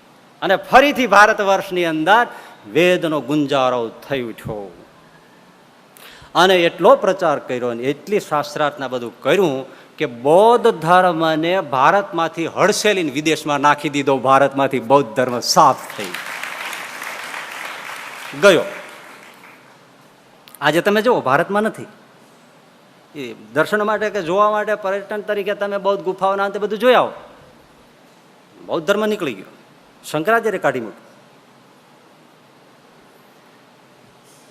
પણ એક બ્રહ્મ છે, બીજું કશું નથી. હવે હમણાં સરળ વાત આવી જશે, પછી બહુ અઘરું નથી, બહુ જાજુ ચાલવાનું. પણ આ વાત તો મહત્વની છે ને. એટલે એક બ્રહ્મ સિવાય બીજું કશું જ નથી. નથી નથી એટલે ભાઈ આટલું બધું છે અને પાછળ શંકરાચાર્ય પણ એમ કહે કે જગત પણ નથી, ભાસ થાય છે. નાના પ્રકારના આત્માઓ, જીવો કશું જ નથી, કંઈ છે જ નહીં. એક બ્રહ્મ છે, સર્વત્ર વ્યાપક નિરાકાર બ્રહ્મ સિવાય બીજું કશું જ નથી. હવે એ કેટલું સાચું? આ તમે બધા એમાં બેઠા છો, આ બધા જો, અને આપણે કે કાંઈ નથી. પણ ઓલા બૌદ્ધ ધર્મની ફિલોસોફી હતી કે કંઈ છે નહીં, શૂન્ય છે. એની સામે ભગવાન શંકરાચાર્ય આટલું કરવું પડ્યું કે બ્રહ્મ સિવાય બીજું કશું નથી. પણ પાછું વેદને, ઉપનિષદને આધારે કયું છે એકમિત્વ્યાદિત્યમ બ્રહ્મ સર્વમ ખલ્વિદમ બ્રહ્મ ને નાનાસ્તિ કિંચન. આ બધું તો એનું અર્થ શું? હા, એ સમજવા જેવું છે. 2 જ મિનિટ. આ તમે બધા બેઠા છો, તમે બધાને જુઓ છો ને, આ થાંભલાઓ, મકાનો, આ તે બધું દેખાય છે ને એકબીજાને. હું તમને જોઉં, તમે મને જુઓ છો ને? તમે છો કે નહીં? છે ને? છો તો ખરા ને? બરાબર છે. એટલા માટે આ બધું દેખાય છે કે લાઇટનો પ્રકાશ છે એ માપસર છે. હવે એક ટ્યુબલાઇટની જગ્યાએ હજારો વોલ્ટનો પ્રકાશ ઝળહળી ઉઠે અને આંખો અંજા જાય. પછી તમને પૂછે કોઈ કાંઈ છે, તમે શું કહો? કંઈ નથી, છે જ નહીં કાંઈ. કેમ? દેખાતું નથી. એમ આ જગત છે, નાના પ્રકારના જીવો છે, દેવો છે. આ ભરતની ભૂમિ ઉપર ભગવાનના અવતારો થાય છે, એની ભક્તિ ઉપાસના બધું સત્ય છે. પણ એ ભગવાનના અવતાર, એની મૂર્તિનું એનું ધ્યાન ભજન કરતા કરતા જીવ જ્યારે સાધના કરતા કરતો બ્રાહ્મી દશાને પામે છે અને ચિદઘન પ્રકાશનો જ્યારે ફેલાવો થાય છે, ત્યારે ચૈતન્ય પ્રકાશમાં, સચ્ચિદાનંદ પ્રકાશમાં એને અનુભૂતિ થાય છે. દેખાતું જ નથી કાંઈ. એટલે એ ઋષિ બોલી ઉઠે છે કે સર્વમ ખલ્વિદમ બ્રહ્મ ને નાનાસ્તિ કિંચન. કશું જ નથી. એ શ્રુતિઓ આવી, કારણ કે એને દેખાતું નથી. પણ હકીકતમાં છે. એને શ્રીજી મહારાજ પ્રથમના 42માં વચનામૃતમાં કહે છે કે જેમ કોઈ મહાસમુદ્રના વિશે એક વહાણ હાલ્યું જતું હોય અને 1 વર્ષ સુધી ચાલ્યું જાય, પછી આ કાંઠો પણ ન દેખાય ને પેલો કાંઠો પણ ન દેખાય, કાંઠે ઉભેલા માણસો પણ ન દેખાય, ઝાડવા પણ ન દેખાય, જ્યાં જુએ ત્યાં પાણી, પાણીને પાણી, ઊંચે જોવે તો મોટા મોટા મોજા ઉછળતા હોય એટલે પાણી જ દેખાય. ત્યારે એ એમ કહે પાણી સિવાય કશું જ નથી. એમ જેને એવી સ્થિતિ થઈ છે એ ઋષિ એમ બોલે છે કે એક બ્રહ્મ સિવાય બીજું કશું નથી.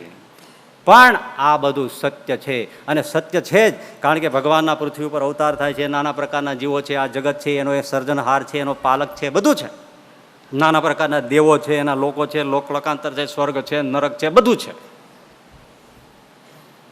એટલે તો ભગવાન છે, એ તો મૂળ છે. એની ઉપાસના થકી બ્રાહ્મી દશા થાય, આત્મદર્શન થાય, બધું થાય. લોકલોકાંતરમાં જવાય, બધે જવાય. એની ઉપાસનાથી સિદ્ધ થાય, બધું થાય. હવે એ મૂળ કપાઈ જાય તો ક્યાંથી બચે? એટલે શંકરાચાર્ય સ્થાપન કર્યું એક બ્રહ્મ સિવાય બીજું કશું નથી. પણ પછી આ ભગવત ઉપાસના જો નીકળી જાય તો બહુ ખોટું થઈ જાય. કારણ કે છે, દેખાતું નથી એટલે, બાકી છે ને. એટલે શંકરાચાર્યજી મહારાજે ભક્તિ માર્ગનું પણ સ્થાપન કર્યું કે ભાઈ શું કે પંચદેવની પૂજા કર્યા વગર અન્નજળ પણ ન લેવું. સૂર્ય, ગણેશ, શિવ, પાર્વતી, વિષ્ણુ, એ પંચદેવનું પ્રવર્તન શંકરાચાર્ય કર્યું છે, જેનું શિક્ષાપત્રીમાં પણ મારા શ્રીજી મહારાજે સ્વીકાર કર્યો કે આ 5 દેવનું પૂજન કર્યા પછી જ અંજળ લેવા. બ્રાહ્મણોને બ્રહ્મચારીઓને કહ્યું ને એમ શંકરાચાર્ય પોતાના અનુયાયીઓ સંન્યાસીઓ બધાને કહ્યું આ પંચદેવની પૂજા કર્યા વગર અંજળ ન લેવું. જો સ્થાપના કરે જોજો સલુકાઈથી. અને એ સૂર્ય, ગણપતિ આદિ દેવતાઓ એ બધાના સ્તોત્રો એમણે રચ્યા, સંસ્કૃતના સ્તોત્રો રચ્યા. એટલું નહીં ભાઈ, હા મધુર વાત છે. બદ્રીનારાયણમાં જે નરનારાયણ છે એ મંદિર હતું જ. આ બૌદ્ધોએ બહુ કર્યું. હવે એ બધી વાતો કરવા જાય ને બહુ આપણે વયું જાય. એ બૌદ્ધ ધર્મીય સાધુઓએ એ નરનારાયણની મૂર્તિઓ ઉખેડીને ફેંકી દીધેલી. કેટલાય મંદિરોમાંથી એ મૂર્તિઓ કાઢી નાખેલી, કેટલાય ધ્વંસ પણ થયેલા, એમાં બૌદ્ધની મૂર્તિઓ પધરાવીને એનું ચાલુ કરી દેલું. આવું બધું બહુ થયેલું. એ બદ્રીનારાયણમાં બૌદ્ધ સાધુ ત્રિબેટનો ત્યાંથી રસ્તો જાય એટલે એ લોકોએ આ બધું ઉખેડી અને બધું ફેંકી દીધું. જો કેવું એક ખોટું હોય અને એને સપોર્ટ થાય ત્યારે ક્યાં કેમ જઈને ઊભું રહે છે. નરનારાયણ ઉખેડ. હવે જો ભગવાનની ઈચ્છા તો નરનારાયણ કઈ બોલ્યા? એ કાળબળ છે, એ એનું કામ કરે છે, પણ પાછો મારો સાચો કોઈક સાધુ આવશે એ કામ કરશે, એ મારો આશીર્વાદનો પાત્ર છે, આ નરકનો અધિકારી છે. તો આપણે શું કરવું એ મારી તમારી બુદ્ધિ ઉપર નિર્ભર છે. બૌદ્ધોએ ફેંકી દીધું. શંકરાચાર્યજી એ દિવ્ય દ્રષ્ટિ છે. નારદ કુંડમાંથી નારાયણની મૂર્તિ કાઢી અને નરનારાયણ પધરાવ્યા શંકરાચાર્ય. એટલે એ માનતા જ ન શું કામ પધરાવે? એક બ્રહ્મ સિવાય બીજું કશું જ નથી માનવા. નામરૂપને મિથ્યા માનનારો નરનારાયણને શું કામ પધરાવે? એમણે પધરાવ્યા. રામેશ્વરમાં સ્ફાટિક લિંગ બાજુમાં એમણે પધરાવ્યું. એટલું નહીં, 4 જે એમના મઠ છે સ્થાપ્યા, એક જગન્નાથપુરીમાં, એક બદ્રીનારાયણમાં, એક રામેશ્વરમાં, એક દ્વારિકામાં. 4 જુઓ તમે. શિવાદિક દેવતાઓ સત્ય લાગે એની ઉપાસના રહે. જગન્નાથ, નરનારાયણ, દ્વારિકાધીશ એટલે ભગવાનના અવતારોના વિભૂતિ સ્વરૂપો પણ સત્ય રહે, લોકો એની ઉપાસના કરતા રહે, એનું નામ જપતા રહે, ભજન કરતા રહે, ઉપાસના પૂજા કરતા રહે. એટલા માટે એમણે 4 મઠ ત્યાં સ્થાપ્યા. એટલું નહીં, આ બ્રહ્મસૂત્રનું પ્રવર્તન એમણે કર્યું. 10 ઉપનિષદો એ પ્રકાશમાં લાવ્યા. ભાઈ એટલું જ નહીં, આ મહાભારત કેવડો દરિયો, એમાંથી શ્રીમદ ભગવદ્ ગીતાને ખોળીને બહાર કાઢીને જગતની આગળ એનું ગાન કરનાર, મૂકનાર શંકરાચાર્યજી મહારાજ એમણે મૂક્યું. મીઠી મધુરી વાત મહાભારતમાંથી વિષ્ણુ સહસ્ત્ર નામ એ એમણે ખોળ્યું અને સંન્યાસીઓને આજ્ઞા કરી કે આનો નિત્ય જપ કરજો, વિષ્ણુ સહસ્ત્ર નામનો જપ કરજો. બોલો ભાઈ, એક જ્ઞાની વિષ્ણુ સહસ્ત્રના સ્તોત્રનો પાઠનો પુરુષ કરતા છે. એનાથી હવે મીઠી વાત, હવે વાત આપણે હળવી રીતે ટર્ન થઈ જાય છે. મીઠી મધી વાત. શંકરાચાર્યજી મહારાજ કાશીની બજારમાં ચાલ્યા જાય છે. એમાં એમણે એક ઘરના ઓટલા ઉપર બેઠા બેઠા 80 વર્ષના એક વૃદ્ધ બ્રાહ્મણ ડોસાને સવારના પોરમાં સંસ્કૃત વ્યાકરણનું સૂત્ર ગોખતો બેઠેલો જોયો. ડુકરું કરણે, ડુકરું કરણે, ડુકરું કરણે. આ સંસ્કૃતનું વર્બ છે, મૂળ વર્બ છે, ધાતુપાઠ જેને કહેવાય, એનું મૂળ સૂત્ર છે ડુકરું કરણે. એ પછી હલન પ્રક્રિયાથી આગળ ડુ નીકળી જાય, પાછળનો અહીંયા નીકળી જાય અને વચ્ચે ક્રુ વધે. એ એનું મૂળ શુદ્ધ રૂપ ક્રુ એટલે કરવું. આ થયું. અને પછી એને બેઠો બેઠો ડુકરું કરણે. એ પહેલા જમાનામાં શું ગોખવા માટે એક વાસણ રાખે, પછી એક વાસણ ખાલી રાખે ને એક વાસણમાં કંઈક ચણા, મમરા, તલ એવું કંઈ રાખે અને આમ નાખતો જાય. એક આમાં નાખે ને બોલે, એક વાર નાખે ને એક દાણો નાખે ને એક વાર બોલે. એટલે એવી રીતે એને તલ તુંબડી ન્યાય કહેવાય. એટલે આટલા વાર કરે. હવે આવો કટોરો ખાલી કરે તો ઓલું સૂત્ર ગરી જ જાય ને અંદર. ડુંકરું કરણે ડુંકરું કરે, મગજ જ કે ભાઈ મને આવડી ગયું મૂકી દે. એટલે પેલો બ્રાહ્મણ 80 વર્ષનો ખખડી ગયેલો અને ડુકરું ટરણે ડુકરું કરણે ડુકરું કરણે કરે. પણ એક મીઠી વાત, સંસ્કૃત છે એ મા જનની ગણી, આપણે દેવ ભાષા ગણી, અમથી નહીં ગણી. એ હલન પ્રક્રિયાથી આગળ ડુ નીકળ્યો, એ અંગ્રેજીમાં ગયો અને ડુ એટલે પણ કરવું ને ક્રૂ એટલે પણ કરવું. જનની છે સંસ્કૃત. અંગ્રેજી શીખતા હોય શરૂઆતમાં ન બધા શીઓ એમ કમ આવો જીઓ ગો ગો એટલે જાઓ, હે ઈડ એટલે ગાઓ, પીવાર એંગે ડ્રિંક પીવું, આ બેઠા બેઠા ગોખતા હોય. એમ પેલો ડુકરું કરણે ડુકરું કરણે ડુકરું કરણે સૂત્ર ગોખે. શરીર લબડી ગયું છે, લંઘાઈ ગયેલા રીંગણા જેવું શરીર, મોઢામાં કંઈ ફર્નિચર નહીં, દાંતમાં તેજ નહીં, કાનમાં સાંભળવાની શક્તિ નહીં, જીભ લોચા મારી જાય, મોત આવશે કે આવશે એવી અવસ્થા છે, હાડકાં પાંસળા જ રહ્યા છે, ઉભડક પગે બેઠો છે અને સવારના પોરમાં ડુકરું કરણે ડુંકરું કરણે ડુંકરું કરણે આવી રીતે જપે છે. શંકરાચાર્યજી નીકળ્યા છે, એમણે આ દ્રશ્ય જોયું, આંખમાં પાણી આવી ગયા. આહા હા, મોત હમણાં આવ્યું કે આવશે, આટલી ઉંમર થઈ અને છતાંય આ ડુકરું કરણે કરે છે. એને કંઈક ઉપદેશ કહેવાનો મનમાં એને વિચાર થયો, હૃદય ભરાયું અને શબ્દ મોઢામાંથી સરી પડ્યા. બ્રાહ્મણની સામે જોઈને કહ્યું, ભજ ગોવિંદમ ભજ ગોવિંદમ ગોવિંદમ ભજ મૂઢમતે પ્રાપ્તે સન્નિહિતે મરણે નહીં નહીં રક્ષતે ડુકૃય કરણે ભજ ગોવિંદમ ભજ ગોવિંદમ ગોવિંદ ભજ મૂઢમતે. એ મૂઢ, હવે મોટ ડાકલી કરે છે, અવસ્થા આંબી ગઈ છે અને તું હજી ડુકરું કરણે કરે છે.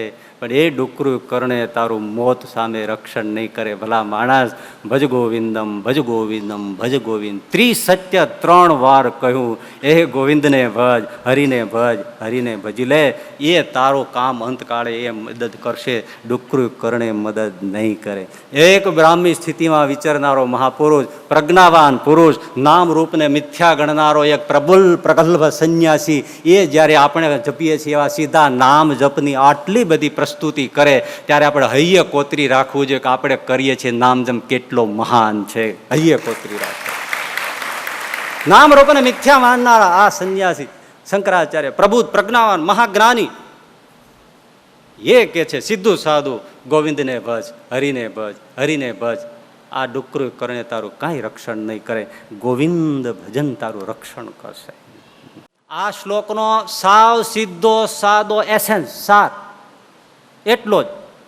ભણેલો હોય તોય ભલે ને અભણ હોય તોય ભલે, મહાપ્રકાંડ વિદ્વાન હોય તોય ભલે ને ભોટ હોય તોય ભલે, ગ્રહસ્થ હોય તોય ભલે ને સાધુ હોય તોય ભલે, જેને હરિભજનની ગમ એ જ્ઞાની અને જેને હરિભજવાની ગમ નહીં એ મૂઢ.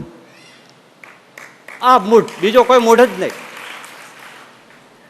હરિભજન કરતો થયો એ જ્ઞાની, અને જે હરિભજન કરવાનું જાણે નહીં એ ભલે ગમે તે સકલ વિદ્યામાં પારંગત હોય તો પણ એ મૂઢ છે. આ એનો સાર. પણ છતાં એના ઉપર કંઈક સમજવા જેવું બહુ છે, ઘણું બધું છે. હવે અહીંયા અમુક લોકો શું કહે છે જોજો. પેલો બ્રાહ્મણ 80 વર્ષે એને ઘરને ઓટલે બેઠો બેઠો સંસ્કૃત શીખતો હતો, એ ખોટું શું કરતો હતો? કાંઈ ચોરી નહોતો કરતો, અધર્મ નહોતો કરતો, પાપ નહોતો કરતો, તોય શંકરાચાર્યજીએ પાપ કરતો, ચોરી કરતો ને એને મૂઢ કે તો સમજી ગયા. પણ હવે પેલો આટલી, એને તો ઉલટાનો બિરદાવવો જોઈએ. એની જગ્યાએ પેલો ખોટું તો કરતો નહોતો, સંસ્કૃત ભાષાને બધા એ શીખતો હતો ને એનું વ્યાકરણ રટતો હતો, તો એને શંકરાચાર્યએ મૂઢ કેમ કહ્યો? તું ન મળ્યો એટલે. તું જો મળ્યો હોત ને તો તને મૂઢ કે. મૂર્ખા, આટલી સીધી સાદી વાત છે છતાં એમાંથી એને સવળું સૂઝતું નથી. આને શું કહેવાય? પેલા આપણને એમ લાગે આ વાત ગણાઈ જાય, ક્યાંય લખાણી હોય કે કોઈ બોલતા હોય ને એવા બધા હોય તરત જેવો ઓડિયન્સ હોય. આપણે કીધું ને, માણસો તો ગારાના લોચા જેવા. બહુ સાચી વાત કરે છો, આ વિદ્વાન પુરુષ છે. એ જો શંકરાચાર્યની છે ને, આ બધી દેશને પાછા પડવાની વાત છે. આમ આખી જિજ્ઞાસા વૃત્તિને ખંડન કરી નાખે. આ બધી નેગેટિવિટી છે, પોઝિટિવ થવું જોઈએ, બીજાને પ્રેરણા મળે એવું કંઈક થવું જોઈએ. એની જગ્યાએ શંકરાચાર્યને મૂઢ કહ્યો. એટલે લોકો કે અરે વાહ વિગ હેન્ડ્સ, અરે વાહ વાહ ક્યાં બઢિયા બાત બતાવી લે. પણ એટલે શરૂઆતમાં આપણને એમ લાગે બહુ સારું બોલ્યો, કેવું સારું બોલ્યો, પણ આ કેના જેવું છે? એક જણો દરિયાને કાંઠે બેઠો બેઠો આમ વાસણ ભર્યું છે, એમાંથી દહીં લઈ, યોગર્ટ દહીં એ લઈને દરિયામાં નાખે, આમ નાખે. ત્યાં એક જણો આવ્યો, હા શું કરે છે? તો હું છાશ બનાવું છું. હાલો કે મૂર્ખો છો, તને બધા મૂર્ખ કહે છે ને હાવ સાચું છે. જો આટલું બોલ્યું આપણને કેવું સારું લાગ્યું કે આ સમજી ગયો. એટલે આ બધો લોચા આમ જ થાય છે બધું. એટલે કે જોજો મજાની વાત, તને બધા મૂર્ખ કહે છે ને સાવ સાચી વાત છે. દહીં નાખી નાખીને દરિયામાં છાશ બનાવે, પણ એટલો વિચાર કરતો નથી કે આટલી છાશ બનાવીશ પછી પીશે કોણ? લે હવે આને મૂઢ કોને કેવો?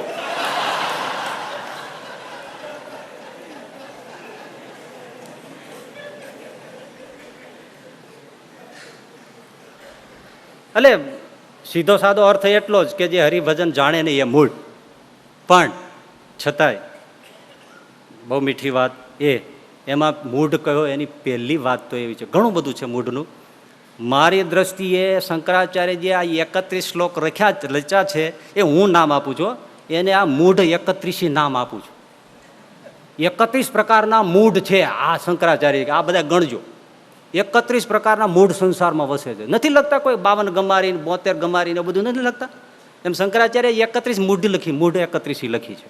હનુમાન ચાલીસા હોય ને એ 40 ને 40, હા મૂઢ 31 છે. હા નમૂના છે એ. અરે ઘણું છે, પણ એમાં જો આપણે સીધું કે એને મૂઢ કહ્યો પેલા બ્રાહ્મણને, એનું પેલું સીધું સાદું એક બાબત એ ધ આર્ટ ઓફ લિવિંગ, જીવન જીવવાની કળા, એનું પેલું સૂત્ર એ યાદ રાખજો. પહેલું સૂત્ર જીવન જીવવાની કળાનું એ જીવનમાં જે સમયે જે કરવું જોઈએ તે કરી લેવું, એનું નામ જીવન શીખ્યો કહેવાય. જે સમયે જે કરવું જોઈએ તે કરી લેવું એ જીવન જીવવાની પહેલી કળા. બસ એ જો ન આવડ્યું તો જીવન હોય તો શું, ન હોય તો શું. કોઈ ખેડૂત છે અને એની પાસે ખેતી છે, વિશાળ મોટી છે, 50, 60, 75, 80, 200, 150, 400, 500 વીઘા જમીન છે, પણ હવે કયા સમયે કયો ફસલ લેવી એ ના આવડતું હોય તો શું કરે? ચોમાસામાં ઘઉં વાવીને બેસે ને પાછું શિયાળામાં ડાંગર વાવે. થાય જ નહીં. ચોમાસામાં ડાંગર વાવો, શિયાળામાં ઘઉં વાવો. જે સિઝનમાં જે પાકે એ પાક લેતા આવડવાની જેને કળા હોય એ સાચો ખેડૂત. બાકી જમીન હોય તો નકામો. એ જમીન એને શું કામ નહીં? એમાં જીવન છે એ પણ આપણું ખેતર છે. જેને કોઈ 50 વર્ષ ઉંમર મળી, 60 વર્ષ મળી, 70 મળી, 80 મળી, 90 મળી, કોઈને 100 મળી, જેટલી મળી, કોઈને 2 વીઘા મળી, 5 વીઘા મળી, જેટલા આયુષ્ય મળ્યા એ એના વીઘા છે, એકર છે, જમીન છે એટલી. એ જમીનમાં કયા સમયે કેવો પાક લઈ લેવો એ જેને આવડે છે એ જીવન જીવતા શીખ્યો, બાકી શીખ્યો નથી. પછી જીવન હોય તોય શું અને ન હોય તોય શું. જે સમયે જે કરવું છે, ટાણે થાય એ નાણે થાય નહીં.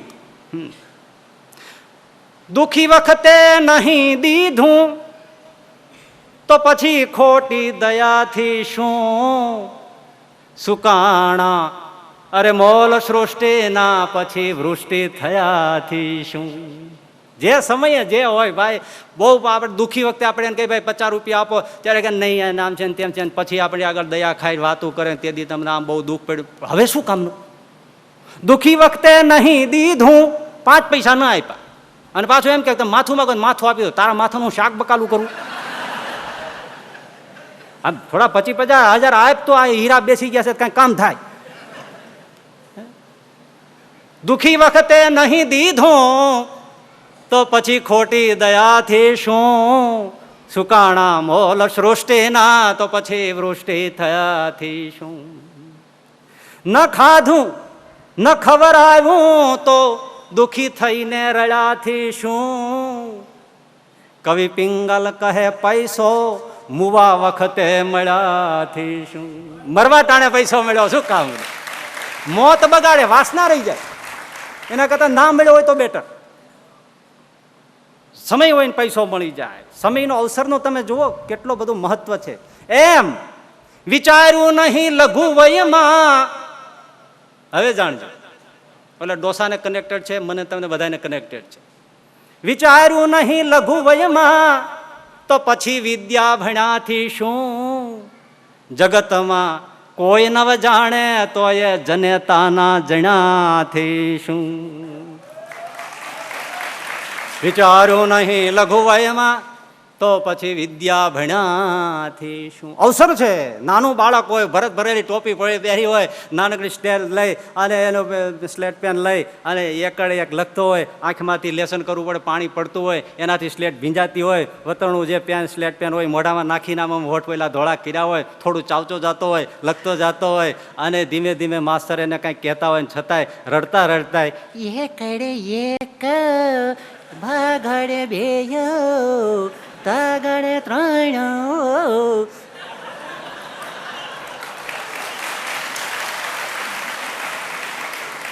એ સારું લાગે, પણ હવે પ્રૌઢ શિક્ષણ નીકળ્યું છે ને બાભાને બેહાડે ને પછી એકડો ઘૂંટાડે, હે કાઢે હે કા મા કાઢે બે બસું ભાઈ લખો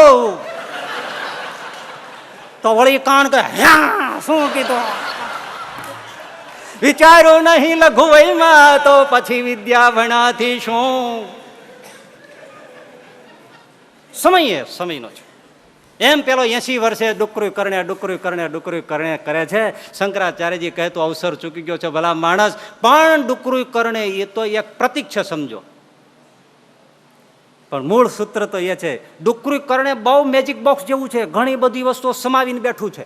જેટલી આપણને સૂઝ છે એટલી એમને બોક્સમાંથી આપણે વસ્તુ કાઢીશું. પણ પેલી વસ્તુ આ એમ ડુકરું કરણે એક પ્રતીક છે, એમાંથી એક વસ્તુ નીકળે છે, એ એક જીવનમાં જે સમયે જે કરવું તે સમયે કરી લેવું. આ છે, આ સૂત્ર છે. આ મજાની વાત. બૌદ્ધ સાધુ, તમે મેં કીધું હતું ને માથા તોડી નાખે, એ બૌદ્ધ સાધુ પાસે એક જણો આવ્યો. જોજો અવસરની વાત. હાજી પેલા બૌદ્ધ સાધુને પેલા કીધું કે મહારાજ કંઈક સાધના બતાવો ને તો કંઈક શીખીએ ને કરીએ ને કંઈક કામ થાય. બૌદ્ધ સાધુએ કીધું જમવાના સમયે જમી લેવું ને સુવાના સમયે સુઈ જાવ. બૌદ્ધ સાધુ બોલા. ઓલો કે મહારાજ કપાળું ફૂટ્યું તમારું, આખી દુનિયા આ કરે, જમવાના સમયે જમી લે છે ને સુવાના સમયે સુઈ જાય છે. આ સાધના કહેવાતી હોય તો બધી દુનિયા સિદ્ધ જ થઈ જાય. લ્યો આમાં હું નવી સાધના બતાવી? તો કે ભલા માણસ આ મહાસાધના છે. શું વાત કરો? હા, તમે જમવાના સમયે જમતા નથી ને સુવાના સમયે સૂતા નથી. તમે જમતા હો છો ત્યારે ક્યાંક બીજે ભટકતા હો છો. જોવો અવેરનેસ આવી. Magic box. તમે જમો છો ત્યારે ભોજન ઉપર હો છો જ ક્યાં? તમે ઓફિસમાં હો છો, દુકાનમાં હો છો, ધંધામાં હો છો, તમે ક્યાંય ફટકતા હો છો, મિત્રો સાથે ગાર્ડનમાં બગીચામાં ક્યાંય ને ક્યાંય ખોવાયેલા હોય છો. જમવામાં હોતા જ નથી. ખાલી એ તો તમે ફ્યુલ ભરતા હોય ટાંકીમાં, એમ તમે એ નાખો છો ખોરાક. એટલે જ ઘણા આપણે અડધું જમીને પછી નથી પૂછતા કોઈને કે ભજીયા ક્યાં, તો ઉભા રહો ચાખી લો, ઓલું ક્યાં ગયું? નથી થતું. તમે જમવાના સમયે હાજર હોતા જ નથી, ત્યાં નથી હોતા તમે. અને આજને તો તમે બહુ રીતસર તમે જોઈ શકો છો, બધા ઘણા બધા જમવા બેઠા, એક કાને મોબાઈલ અને જમવાનું ચાલુ, એક કાને મોબાઈલ જમવાનું. ફોન પૂરો ન થાય જમી લે તોય. હવે એને જમવામાં સ્વાદ હોય.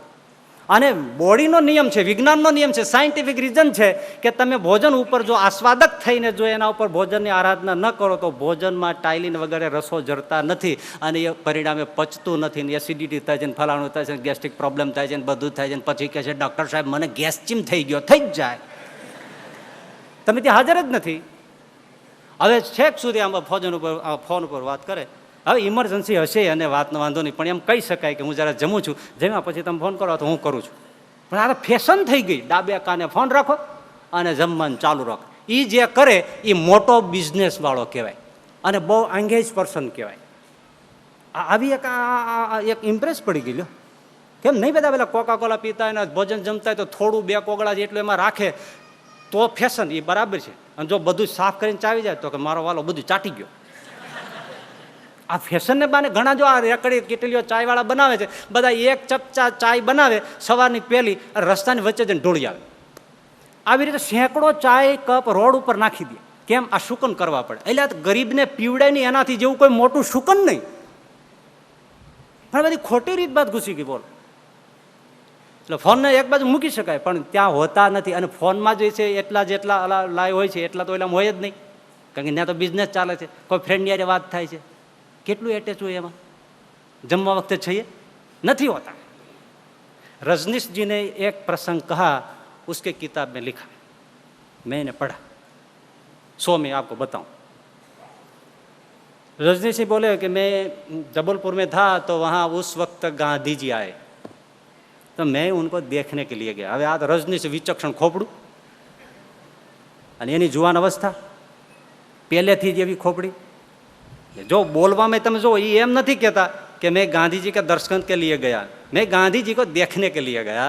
तो मैं जब गया, सांभळजो, मैं जब गया तब गांधी जी भोजन कर रहे थे, पर मैंने क्या देखा, सिर्फ गांधी जी सिर्फ भोजन ही कर रहे थे, संपूर्ण इन्वॉल्व भोजन में थे, तद्रूप और कहीं नहीं थे, इतने एकाग्र थे, भोजन ही कर रहे थे.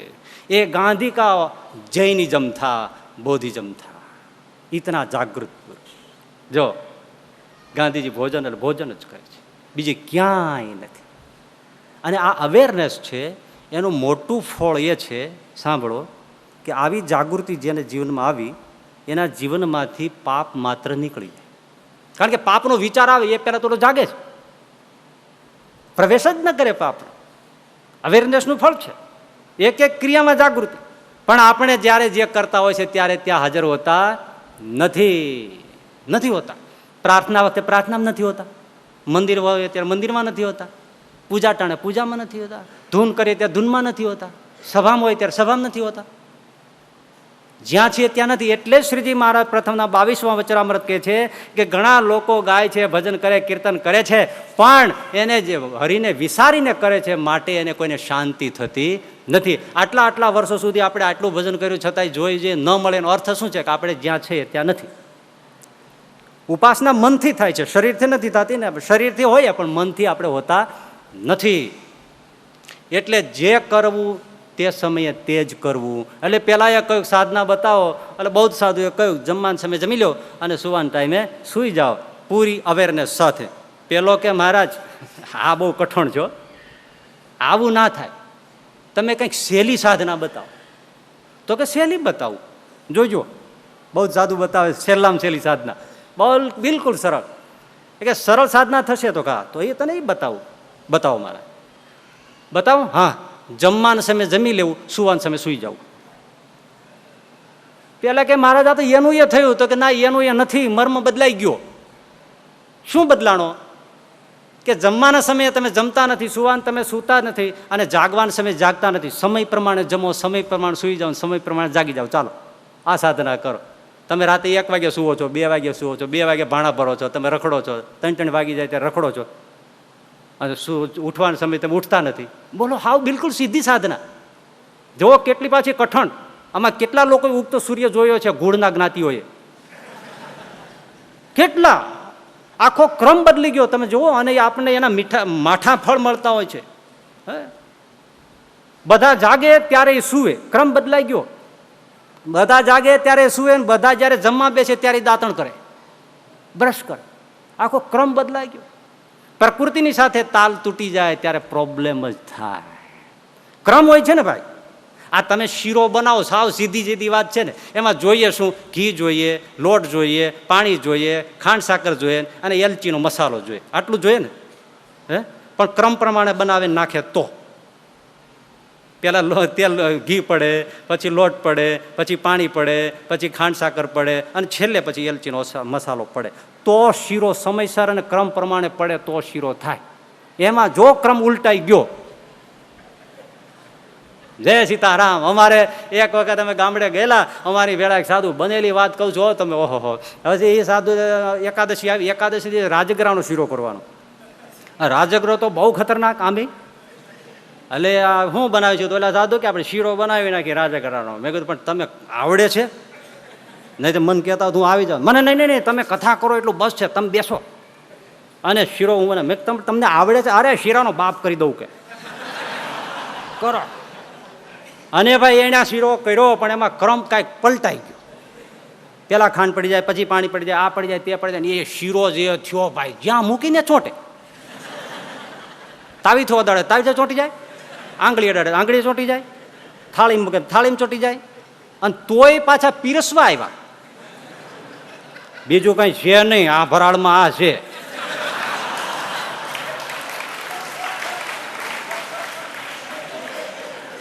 હવે ગમે એમ કરીને તાવી તે ચડાવ્યો ને, અમારે કાષ્ટના આવેલા ગોળ પાતર એટલે વેસલ સમજો ને, એ વાસણમાં એમણે એ ઓલો શીરો ગમે એમ કરીને પાડ્યો તે પતરે ચોંટ્યો. તે આમ લઈને કોળિયો ભરીને લેવાય ગયા, આખું પતર આમ રૂમઝુમ આમ થાય, કોળિયાની હારવાર આવે આમ. મેં કીધું આ પાતરમાંથી નોખું નથી પડતું, એ પેટમાં જ નોખું પડે. હે ભાઈ આ ના ખવાય, નાખી દો. મને કે હવે નાખી જ દેવું પડશે, તમે ના પાડે હવે મારે શું કરું? હું કરું? મેં કીધું તમે ખરેખર શીરાનો બાપ બનાવ્યો છે. એ ભાઈ ઉખેડે કરીને એ બધું લઈને એમને પછી નાખ્યું. હવે સામે ઓટલે જઈને મૂક્યું, ઠલ્યું સામે ઓટલે. હવે એને શું, એનો દયાળુ સ્વભાવ, એટલે કે કોઈ ગાય કૂતરું આવે તો એ બધું એમાંથી ખાઈ જાય, તેનું કામ થઈ જાય. હવે ગાય કૂતરું આવે એ પેલા એક કાગડો જોઈ ગયો, એટલે એને એમ થઈ ગયું કે અત્યારે આ લોકોનું પિતૃ શ્રાદ્ધ આવતું છે, પિતૃ શ્રાદ્ધ અત્યારે એને આવતું છે કે આવતું હોય કે. તે ભાઈ કાગડો આવ્યો અને સુગંધ તો મજાની, મસાલા નાખ્યા હતા, તે લઈને એમણે ચાંચ ઓલામાં મારીને ચાંચે ચોંટ્યો. કાગડો નોખી ચાંચ ખુલે નહીં. હામી દિવાલે બેઠો ને એવું મનમાં કહેતો છે, મળે આનો નખો જ જાય એના પિતરોનું. પણ હવે એટલે અમારે પિતૃ હોય તો નખો જ જાય, તારા પિતરોનું નખો જ જાય કે અહીંયા ચાંચ મારવા આવ્યો. ઘસીને મરી ગયો. પછી એનું શું થયું આપણને ખબર નથી. ક્રમ બદલાઈ ગયો, શીરાનો બનાવવાનો ક્રમ બદલાઈ ગયો. એમ જીવનનો પણ કંઈક ક્રમ હોય છે, ક્રમ બદલાઈ જાય ત્યારે પછી આવો પ્રોબ્લેમ ઊભો થાય, ત્યારે જ પ્રોબ્લેમ હોય. તમે ગમે તે અમેરિકામાં જ રહેતા હોય, ત્યાં જ જન્મ્યા હોય તો અમેરિકાના જો કાયદાનું પાલન ન કરો તો પ્રોબ્લેમ થાય. એમ આ જગત છે, એ જગતમાં રહેવું, અહીંયા જન્મમાં ભલે, પણ એના જે દિવસ રાત સૂર્ય ચંદ્ર ઉગવા કળા એની સાથે જો તાલ ન મિલાવે તો પ્રોબ્લેમ થાય ને થાય જ. એટલે ભાઈ બહુ મોડું રખડવું નહીં, 2 વાગ્યા સુધી રખડવું. 2 વાગ્યા કંઈ ખાવાનો સમય નથી, સુવાનો સમય છે. સૂર્યોદય પહેલાં ઉઠવું, વધુ સૂર્યોદય ઉઠી જવું, 6-7 વાગે ઉઠી જવું, હજી 10, 11 વાગ્યા બધે ઉઠવું. એ તો રાક્ષસોના કામ છે, પણ માણસના કામ સીધી સાધના છે. બસ જમવાના સમયે જમી લેવું, સુવાના સમયે સૂઈ જવું, જાગવાના સમયે જાગી લેવું, અને ભણવાના સમયે ભણી લેવું. 15 વર્ષ જો સુખને એક બાજુ નાખી અને જો મહેનત મંડી પડે ને તો પછી 60 વર્ષ દુબાકા દેવાના થાય. ભાઈ 15 વર્ષ બધા તમે જુઓ કોલેજનો, એમને 3 વર્ષ કાઢે, FY, SY, TY પછી હલવાય.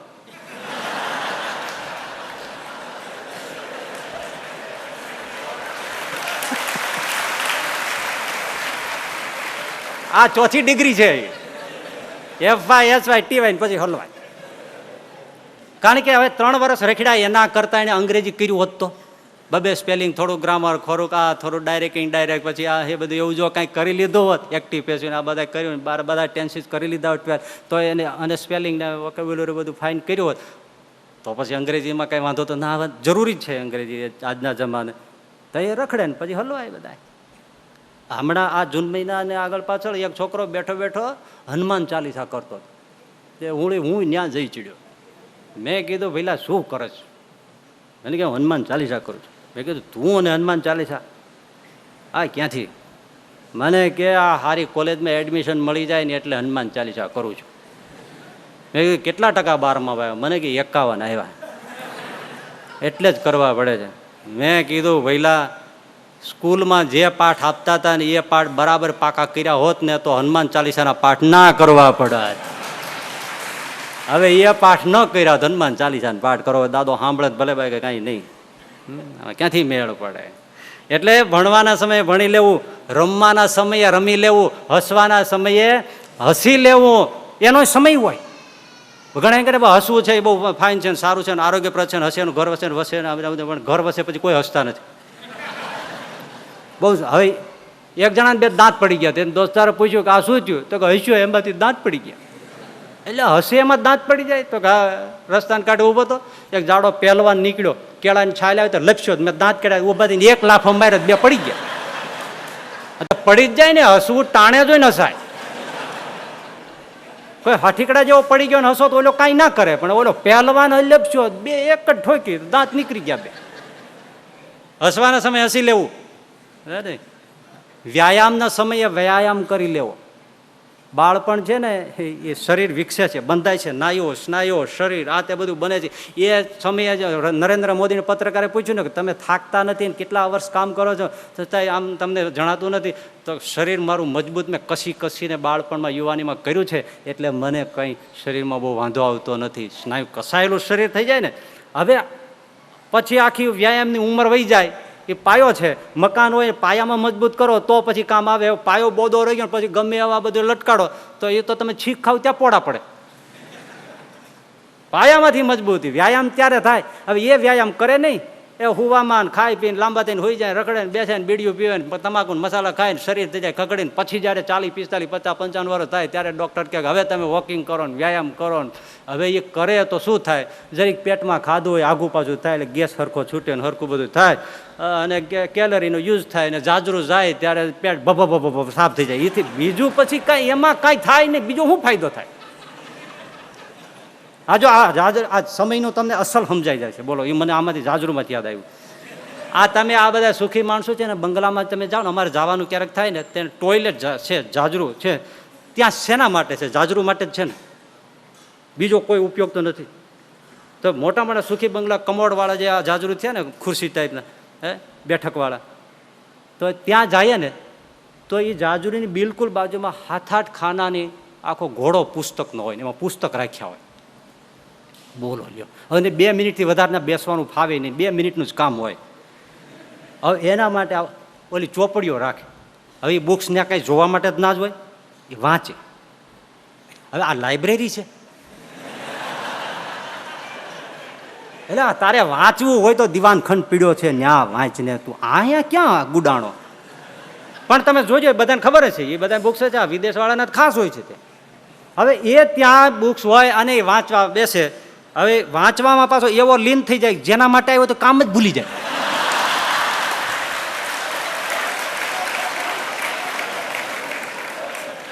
એ કામ જ ભૂલી જાય. એટલે આ જે સમયે જે કરવું જોઈએ એ જ કરવું જોઈએ, બીજું કરાય જ નહીં. પરણવાના સમયે પરણી લેવું. આ સિચ્યુએશન ભલે આ બધી અત્યારે સમાજની એવી બધી થઈ ગઈ છે કે મને એક જણો કહેતો હતો, મને કે હું મકાન ભાડે લેવા જાઉં છું ત્યારે મુશ્કેલ થાય છે. મેં કીધું કામ શું? તો કે જ્યાં પૂછવા જાઓ તરત પૂછે તમે પરણેલા છો? તો કે ના, તો અમે તમને અહીં ના રહેવા દે, અમે ફેમિલીવાળા છીએ. તમે કુંવારા છો, એ કુંવારા ડેન્જરસ કહેવાય, તમે અહીં નહીં. એટલે કોઈ મકાન નથી આપતું કારણ કે પરિણો નથી. તો મને એમ થયું કે આપણે પેલા આવ્યા છીએ અમદાવાદમાં નોકરી ધંધો કંઈક ગોતવા, તો આલો ભાડે મળી જાય તો પેલા પરણી લે પછી નોકરી ધંધાનું કંઈ વિચાર્યું. હવે જોવા જાય તો ઓલા લોકો પૂછે કે તમે પરણેલા ઓલા નોકરી કાંઈ છે? તો કે ના નોકરી નથી. તો કોઈ છોકરી નથી દેતું. નોકરી નથી તો કોઈ પરણવાનું દેતું નથી, પરિણા નથી કોઈ ઘર દેતું નથી. હવે ક્યાં જવું? મેં એને કીધું સ્મશાન હાવ ખાલી હોય છે. બોલ. હવે એટલે પ્રોબ્લેમ અત્યારે સમાજનો જે હોય તે, પણ પરણવાના સમયે પરણી લેવું યોગ્ય નથી. પરણાતું એનાય પ્રોબ્લેમ છે. આ જે કાંઈ બધું સમાજમાં થયું છે પેલા બાળ લગ્નો કરતા સારા નથી, પણ કરાવી દેતા હતા એનું પાછળનું પણ રીઝન હતું. કરાવી દેતા હતા, પરણી જાય, વાત પૂરી થઈ. હવે અત્યારે આ 30 વર્ષ સુધી રખડે પછી આ બધું ન સાંભળવા જેવું ન સંભળાવવું બધું પેપરમાં પ્રિન્ટ થઈને આવે તો શું થાય? એ જ થાય. એટલે પરણવાના સમયે પરણી લેવું. પણ ઘણા બધા હવે વાત મૂકી દો. એક જણો આવ્યો જુવાનીઓ છોકરી જોવા, પછી એને જમવા બેસાડ્યા ને હવે કન્યા હોય ને એની બહાર રસોડામાં, કન્યાને પછી બધું પાણી આપવા જાય ઓલા મૂર્તિયાને ને એ બધું આપે, પછી જમવા બેઠા ને બધું પીરસ્યું, જમ્યા બેઠા. પછી છોકરી રસોડામાં પાછી આવી. એની બાઈએ એને પૂછ્યું કે દીકરી તને આ છોકરો ગમે છે? તો હા માં ફાઇન છે, એકદમ મને પસંદ પડી ગયો છે અને કોઈ વાંધો નથી, એકદમ ગમ્યું. એની માં કે તારે સાધ્વી થઈને થઈ જવું હોય ને ભગવા પહેરી રખડજે, હિમાલયમાં ગિરનારમાં જ્યાં રખડવું ત્યાં રખડજે, પણ આને તું પરણતી નહીં. અરે મમ્મી આ તો એકદમ મને આમ પેલો છે અને તમે શું કામ આમ ના પાડો? એને તો પરણતી નહીં, આ મને જોવા આવ્યો હતો.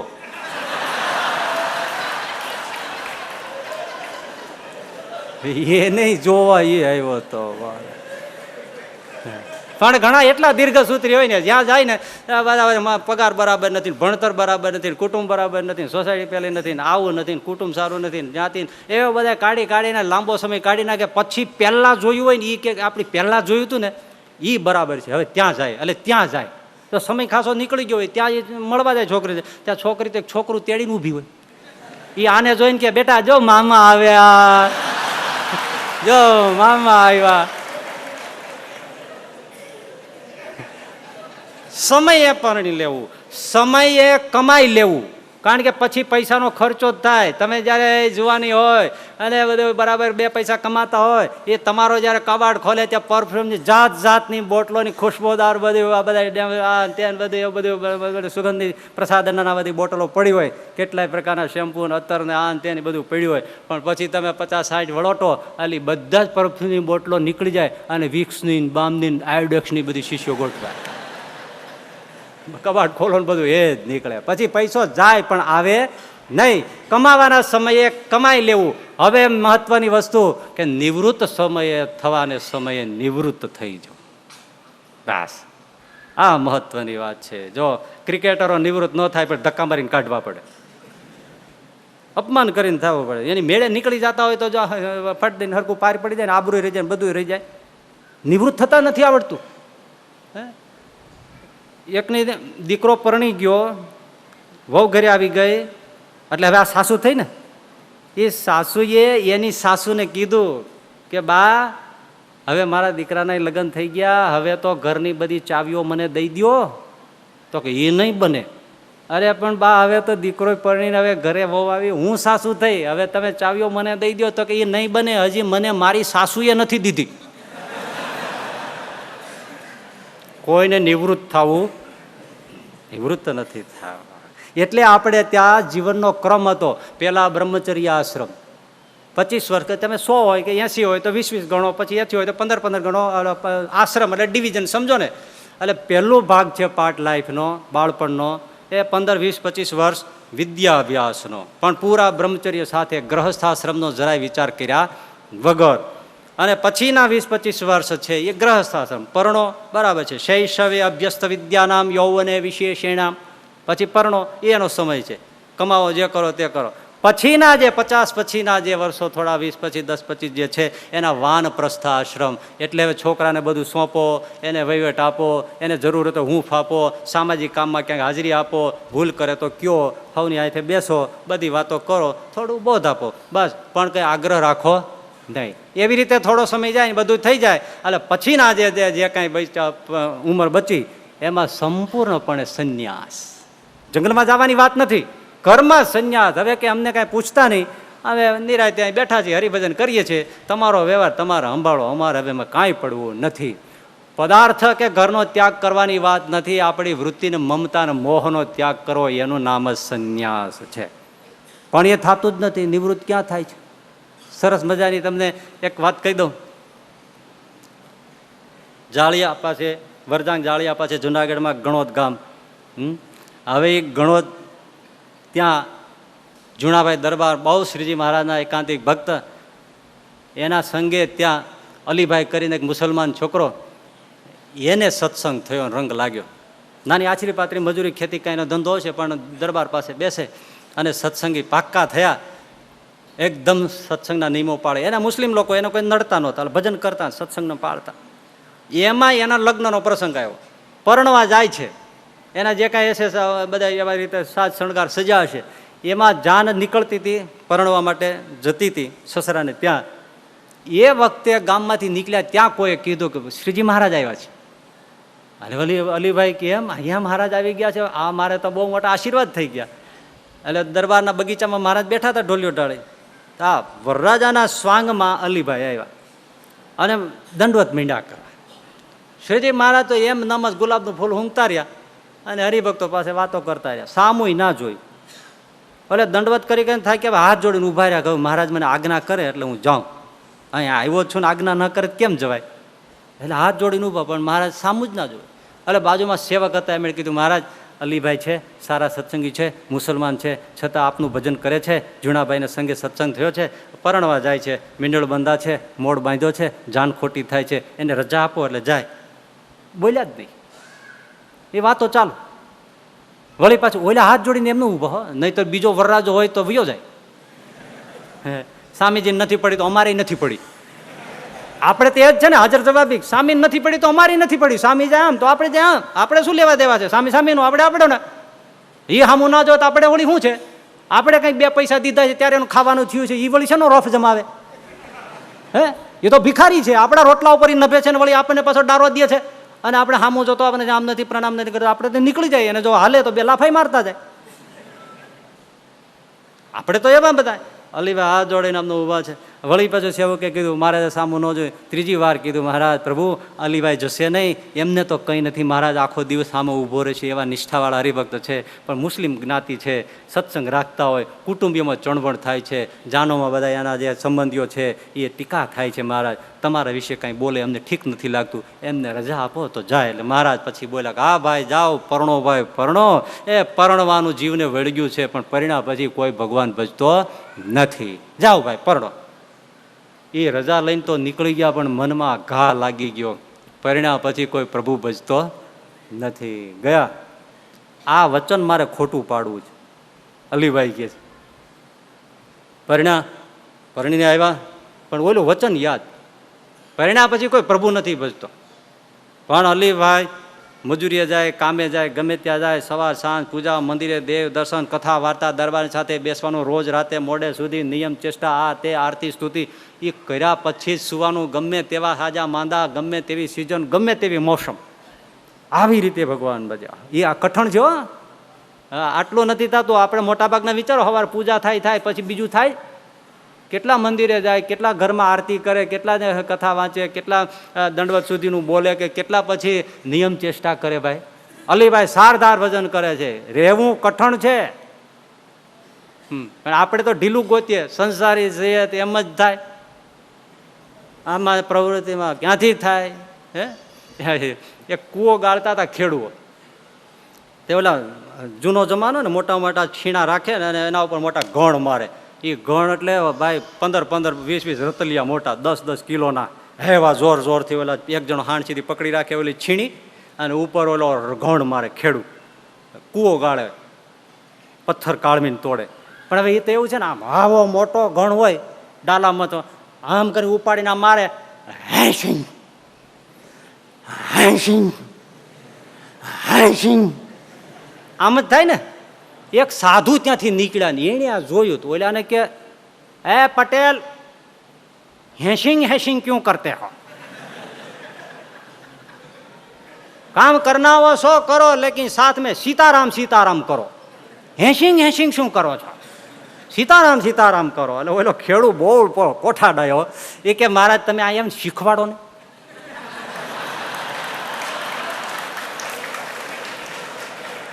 હવે મહારાજને કોણ જાણે હું ચડી ગઈ ને, તે એને કસોટો વાળ્યો, બધું મૂક્યું, કૂવામાં ઉતર્યા, હાથમાં લીધો મોટો ઘણ અને ફેરવીને ઓલા ઉપર માર્યો, સીતારામ સીતારામ હેસિંગ.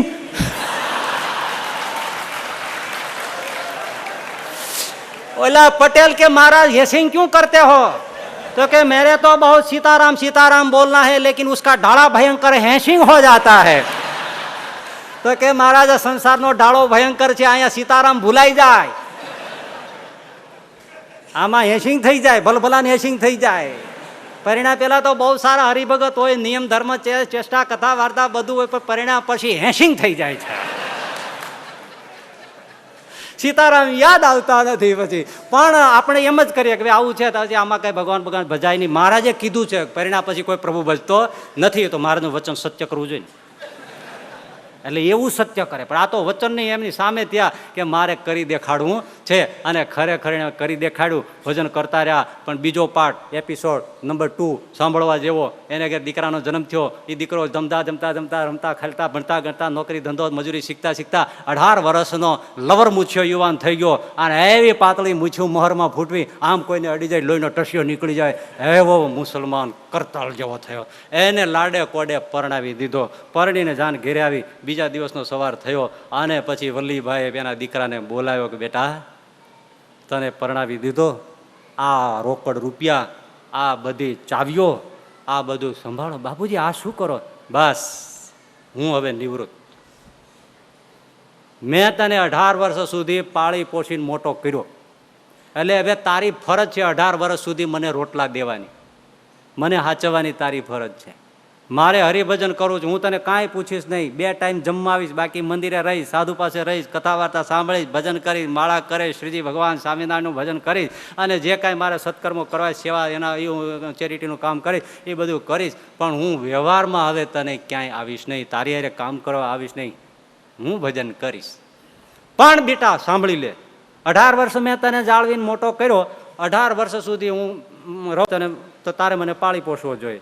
પણ સાંભળી લે, 18 વર્ષને માથે એક દિવસ થાય, 19મું વર્ષ બેઠે, જો આ અલી જીવતો હોય તો તારી હારે મજૂરી કરવા આવીશ, કારણ કે હવે મારો હક નથી. 19મા વર્ષનો એક દિવસ પહેલો થાય ને જો હું જીવતો હોઉં તો તારી હારે કામે આવું, કારણ કે મારું તારી માથે પછી ઋણ રહેતું નથી. અરે બાપુજી તમે અમ્મા તમે જે કરવું હોય હરિભજન કરો, 100 વર્ષ કરે ખુદા મિયા તમને, પણ તમારા માટે આવું મારે વિચારાય પણ નહીં. હું તમને આખી જિંદગી રોટલા આપીશ. તો કે ના, આ મારું વચન છે, આ મારી પ્રતિજ્ઞા છે. 19મે વર્ષે પણ જો 18 વર્ષ પછી જીવો તો આ ડોહો અલી તારી હારે ખેત મજૂરી કરવા આવશે. આ પ્રતિજ્ઞા. બોલો કેટલું વેલ્યું.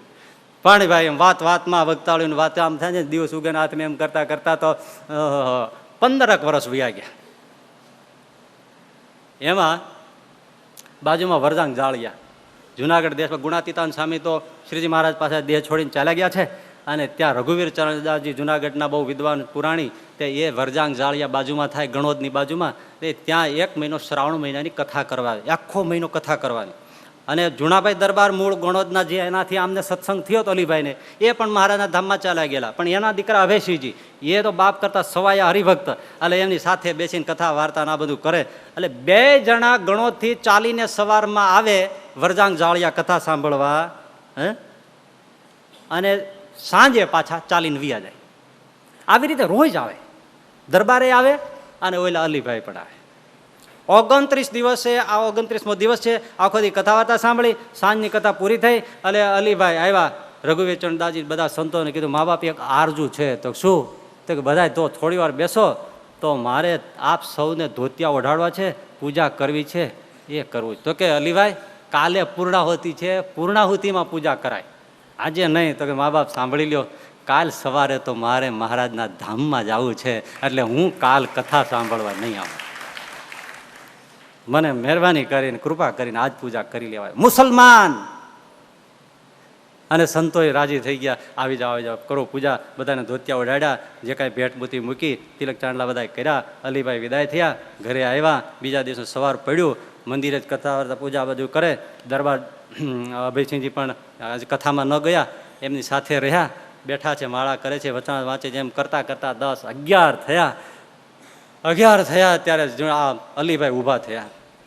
દરબાર અભયસિંહજીને દંડવત માંડ્યા કરવા. દરબાર અરે ભાઈ તમે શું? તો કે આપના બાપુજીનો મારા ઉપર અનહદ કૃપા, કે તમે મને મુસલમાન જ્ઞાતિમાં હોવા છતાં અપનાવ્યો, સત્સંગ આપ્યો, તો મને અક્ષરાધિપતિ પુરુષોત્તમ સહજાનંદ સ્વામીને મને મુલાકાત થઈ, નહીંતર મને ક્યાં આ રતન મળવાનું હતું. માટે પહેલા વંદનના તમે અધિકારી છો, આપનો જેટલો હું બધો ઉપકાર ક્યાં ભવે ચૂકવી શકું, પણ મારા ઉપર પ્રસન્ન રહેજો. દરબારે કીધું, ના અલી એવું હોય, આપણે તો સત્સંગને નાતે 2 એક છે. બથમાં ગાલીને બેઠા હામામાં જય સ્વામિનારાયણ કર્યા. એકદમ પ્રકાશ થયો મંદિરની મૂર્તિમાંથી, અને અલીભાઈ કે મહારાજ દરબાર, હા સહજાનંદ સ્વામી આવ્યા છે, ગુણાતીતાનંદ સ્વામી આવ્યા છે, કેટલાય સંતો દેખાય છે, લ્યો જય સ્વામિનારાયણ, હું જાઉં છું. એમ કહીને અલીભાઈ ભગવાનના ધામમાં ચાલ્યા.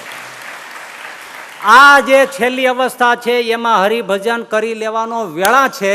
એ વખતે પેલો ડોસો ડુકરું કરણે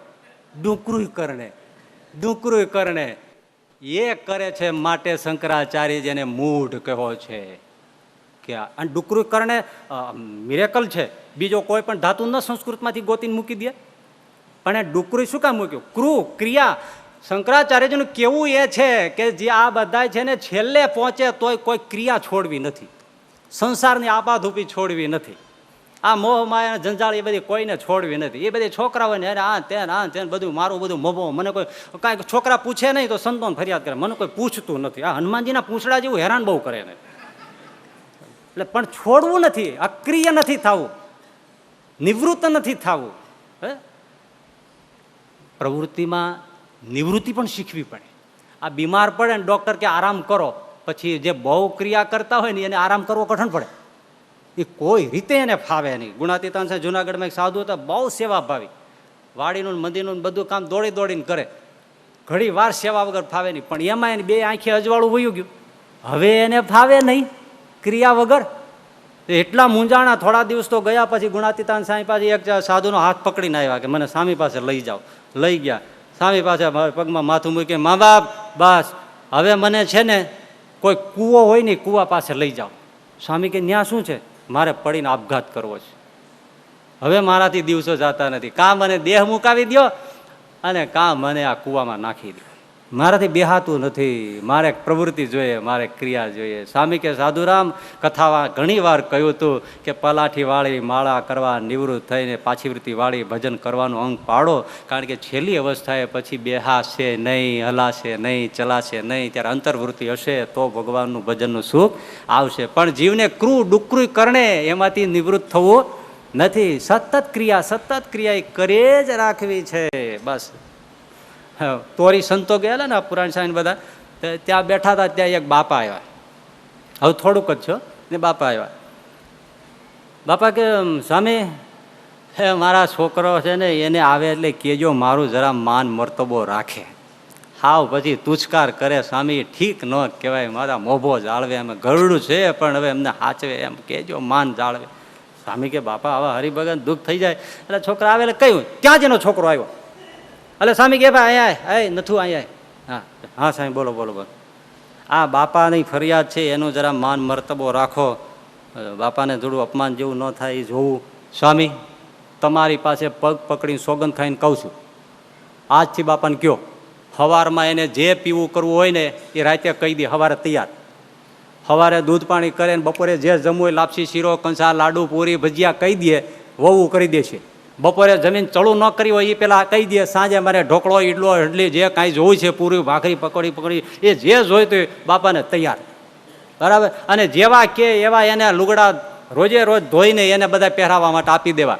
રોજ આખા દીમાં જેટલા પૈસા વાપરવા હોય એટલા તમે કયો, 5 25 હું રોજ આપું. છૂટે હાથે ધર્માદો કરવાની છોટ. સાધુ આવે ત્યારે જે કાંઈ દાન ધર્મો કરવો હોય એને છોટ. સ્વામી કે આહા હા હા બાપા આટલું બધું છોકરો કરવા અમારી, હા એમ તો મારો છોકરો કઈ ના નથી પાડતો બધે. હા સ્વામી કે એ બધું અત્યારે કીધું ને બધું તૈયાર, પણ એક બાપાને કહી દો કે વ્યવહારમાં ઘરમાં માથું ન મારે, ઘરમાં ટકટક ના કરે. હવે આ સવારના પોરમાં મંદિરે બેસવાની જગ્યાએ લાકડી લઈને ખેતરે આવે અને એને 5 મજૂર કર્યા હોય તો ત્યાં લાકડી પછાડે. 5 શું કર્યા, 2 ન કરાય. હવે સ્વામી એનો જમાનો હતો ત્યારે 2 જણાનું જે કામ કરતા અત્યારે 5 જણા પગાર દેતા નથી કરતા. આપણે કામ પતાવવાનું હોય, હવે એને ક્યાં ચૂકવવા છે, તો ઓલા મજૂરને ધડાકૂટ કરે, ઓલા બધું મૂકીને વ્યા જાય. સ્વામી એવું કરવું શું કામ? ઓલાને લાકડીઓ પછાડે રાખે, એને માથાકૂટ કરવાની શું જરૂર છે? હવે બળદ અહીંયા બાંધ્યો હોય તો કે ન્યા કેમ બાંધ્યો, અહીંયા ઝાડવા હેઠે ન બંધે, અરે ભાઈ ન્યા ખાંડ નાખ્યું છે, ત્યાં નિરણ નાખી છે, ત્યાં બાંધ્યો છે. બધું આમ કરે. ઘરે વહુવારું કરતા હોય તો અહીંયા કેમ મૂક્યું છે, સાંભેલું અહીં કેમ મૂક્યું છે, ગાયને આ ખીલે કેમ બાંધી છે, એ ધડાકૂટ એને શું કરવાની જરૂર છે? એટલે સ્વામી કીધું બાપા તમારો વાંક છે, તમારે આ કાંઈ કરવું નહીં, આવા સેવા કરનારા મળે નહીં. આ બધું કે છે તમને આપશે, તમે નિરાયતે ભજન કરો ને તમે નિરાયતે બેસો, ઘરે બેસો તોય વાંધો નહીં, મંદિરે બેસો તોય વાંધો નહીં, પણ ઓલી હું કામ કરો? એ સ્વામી એની વાત સાચી, પણ મારા હાથ પગ હાલે ત્યાં સુધી મારે ને કાંઈક ટેકો તો કરવો જોઈએ ને. લ્યો થાય છે નિવૃત્ત? કોઈને સંન્યાસ લેવો જ ઘરમાં કાંઈ શું નથી, કોઈને નિવૃત્ત થવું નથી. અને ઘરમાંથી હાવ કાઢી નાખે ને તો લાકડી લઈને તમે જોજો ભાભા ગામમાં રખડતા હોય, એ કૂતરું નીકળે કૂતરાને લાકડી મારે, ગાય નીકળે ગાયને ગોદો મારે, કોઈક છોકરો નીકળે તો એના પેટમાં ગોદો મારે, કાંઈ ન નીકળે તો એના પથરાને ઉલાડીને ઘા કરે. અને એવા ડોહલા હોય ને એ બધા પેલા રામજી મંદિર ચોરે જાય, રામને ડીંઢા દઈને આમ બેઠા હોય, બીડિયું પીવે, ચલમું પીવે, હોકા પીવે અને આ બધું કરે ને જ્યાં ત્યાં પાછું એ બધા થોકે ચોરાને ભરી મૂકે, ચોરાને થૂંક થૂંક કરી કરીને બધું ભરી મૂકે. આવું અને સંધ્યા ટાણું થાય ને ઓલો પૂજારી આરતી ધૂપિયો લઈને પૂજા કરવા આવે એટલે આમ જોવે, હેલો દુર્ગા મહારાજ આવી ગયા, આરતી ટાણું થઈ ગયું, હાલો ઘરે. આખો દી રામને વાહા દઈને બેહે, પણ જ્યાં આરતીનું ટાણું થાય તો ઘરે વિયા જાય. આને શું કહેવાય? મૂઢ કહેવાય. હા, હવે સમજો એકદમ સરસ. વૃદ્ધાવસ્થા સમયે ભજન કરવું જોઈએ એ ન સમજે એને શું કહેવાય? એને મૂઢ કહેવાય. વૃદ્ધાવસ્થાએ ભજન કરવું જોઈએ એ જે ન સમજે એને મૂઢ કહેવાય. અને વૃદ્ધાવસ્થાએ ભજન કરવું જોઈએ એમ જે સમજે એને મહામૂઢ કહેવાય.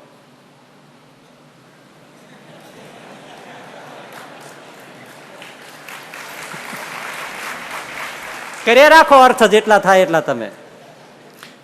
વૃદ્ધાવસ્થાએ ભજન કરવું જોઈએ એમ જે ન સમજે એ મૂઢ, અને વૃદ્ધાવસ્થાએ ભજન કરવું જોઈએ એમ જે સમજે એ મહામૂઢ. પણ એમાં શું મૂઢતા છે આજે નહીં કહીએ, આવતે શુક્રવારે કહીશું. સહજાનંદ સ્વામી મહારાજ.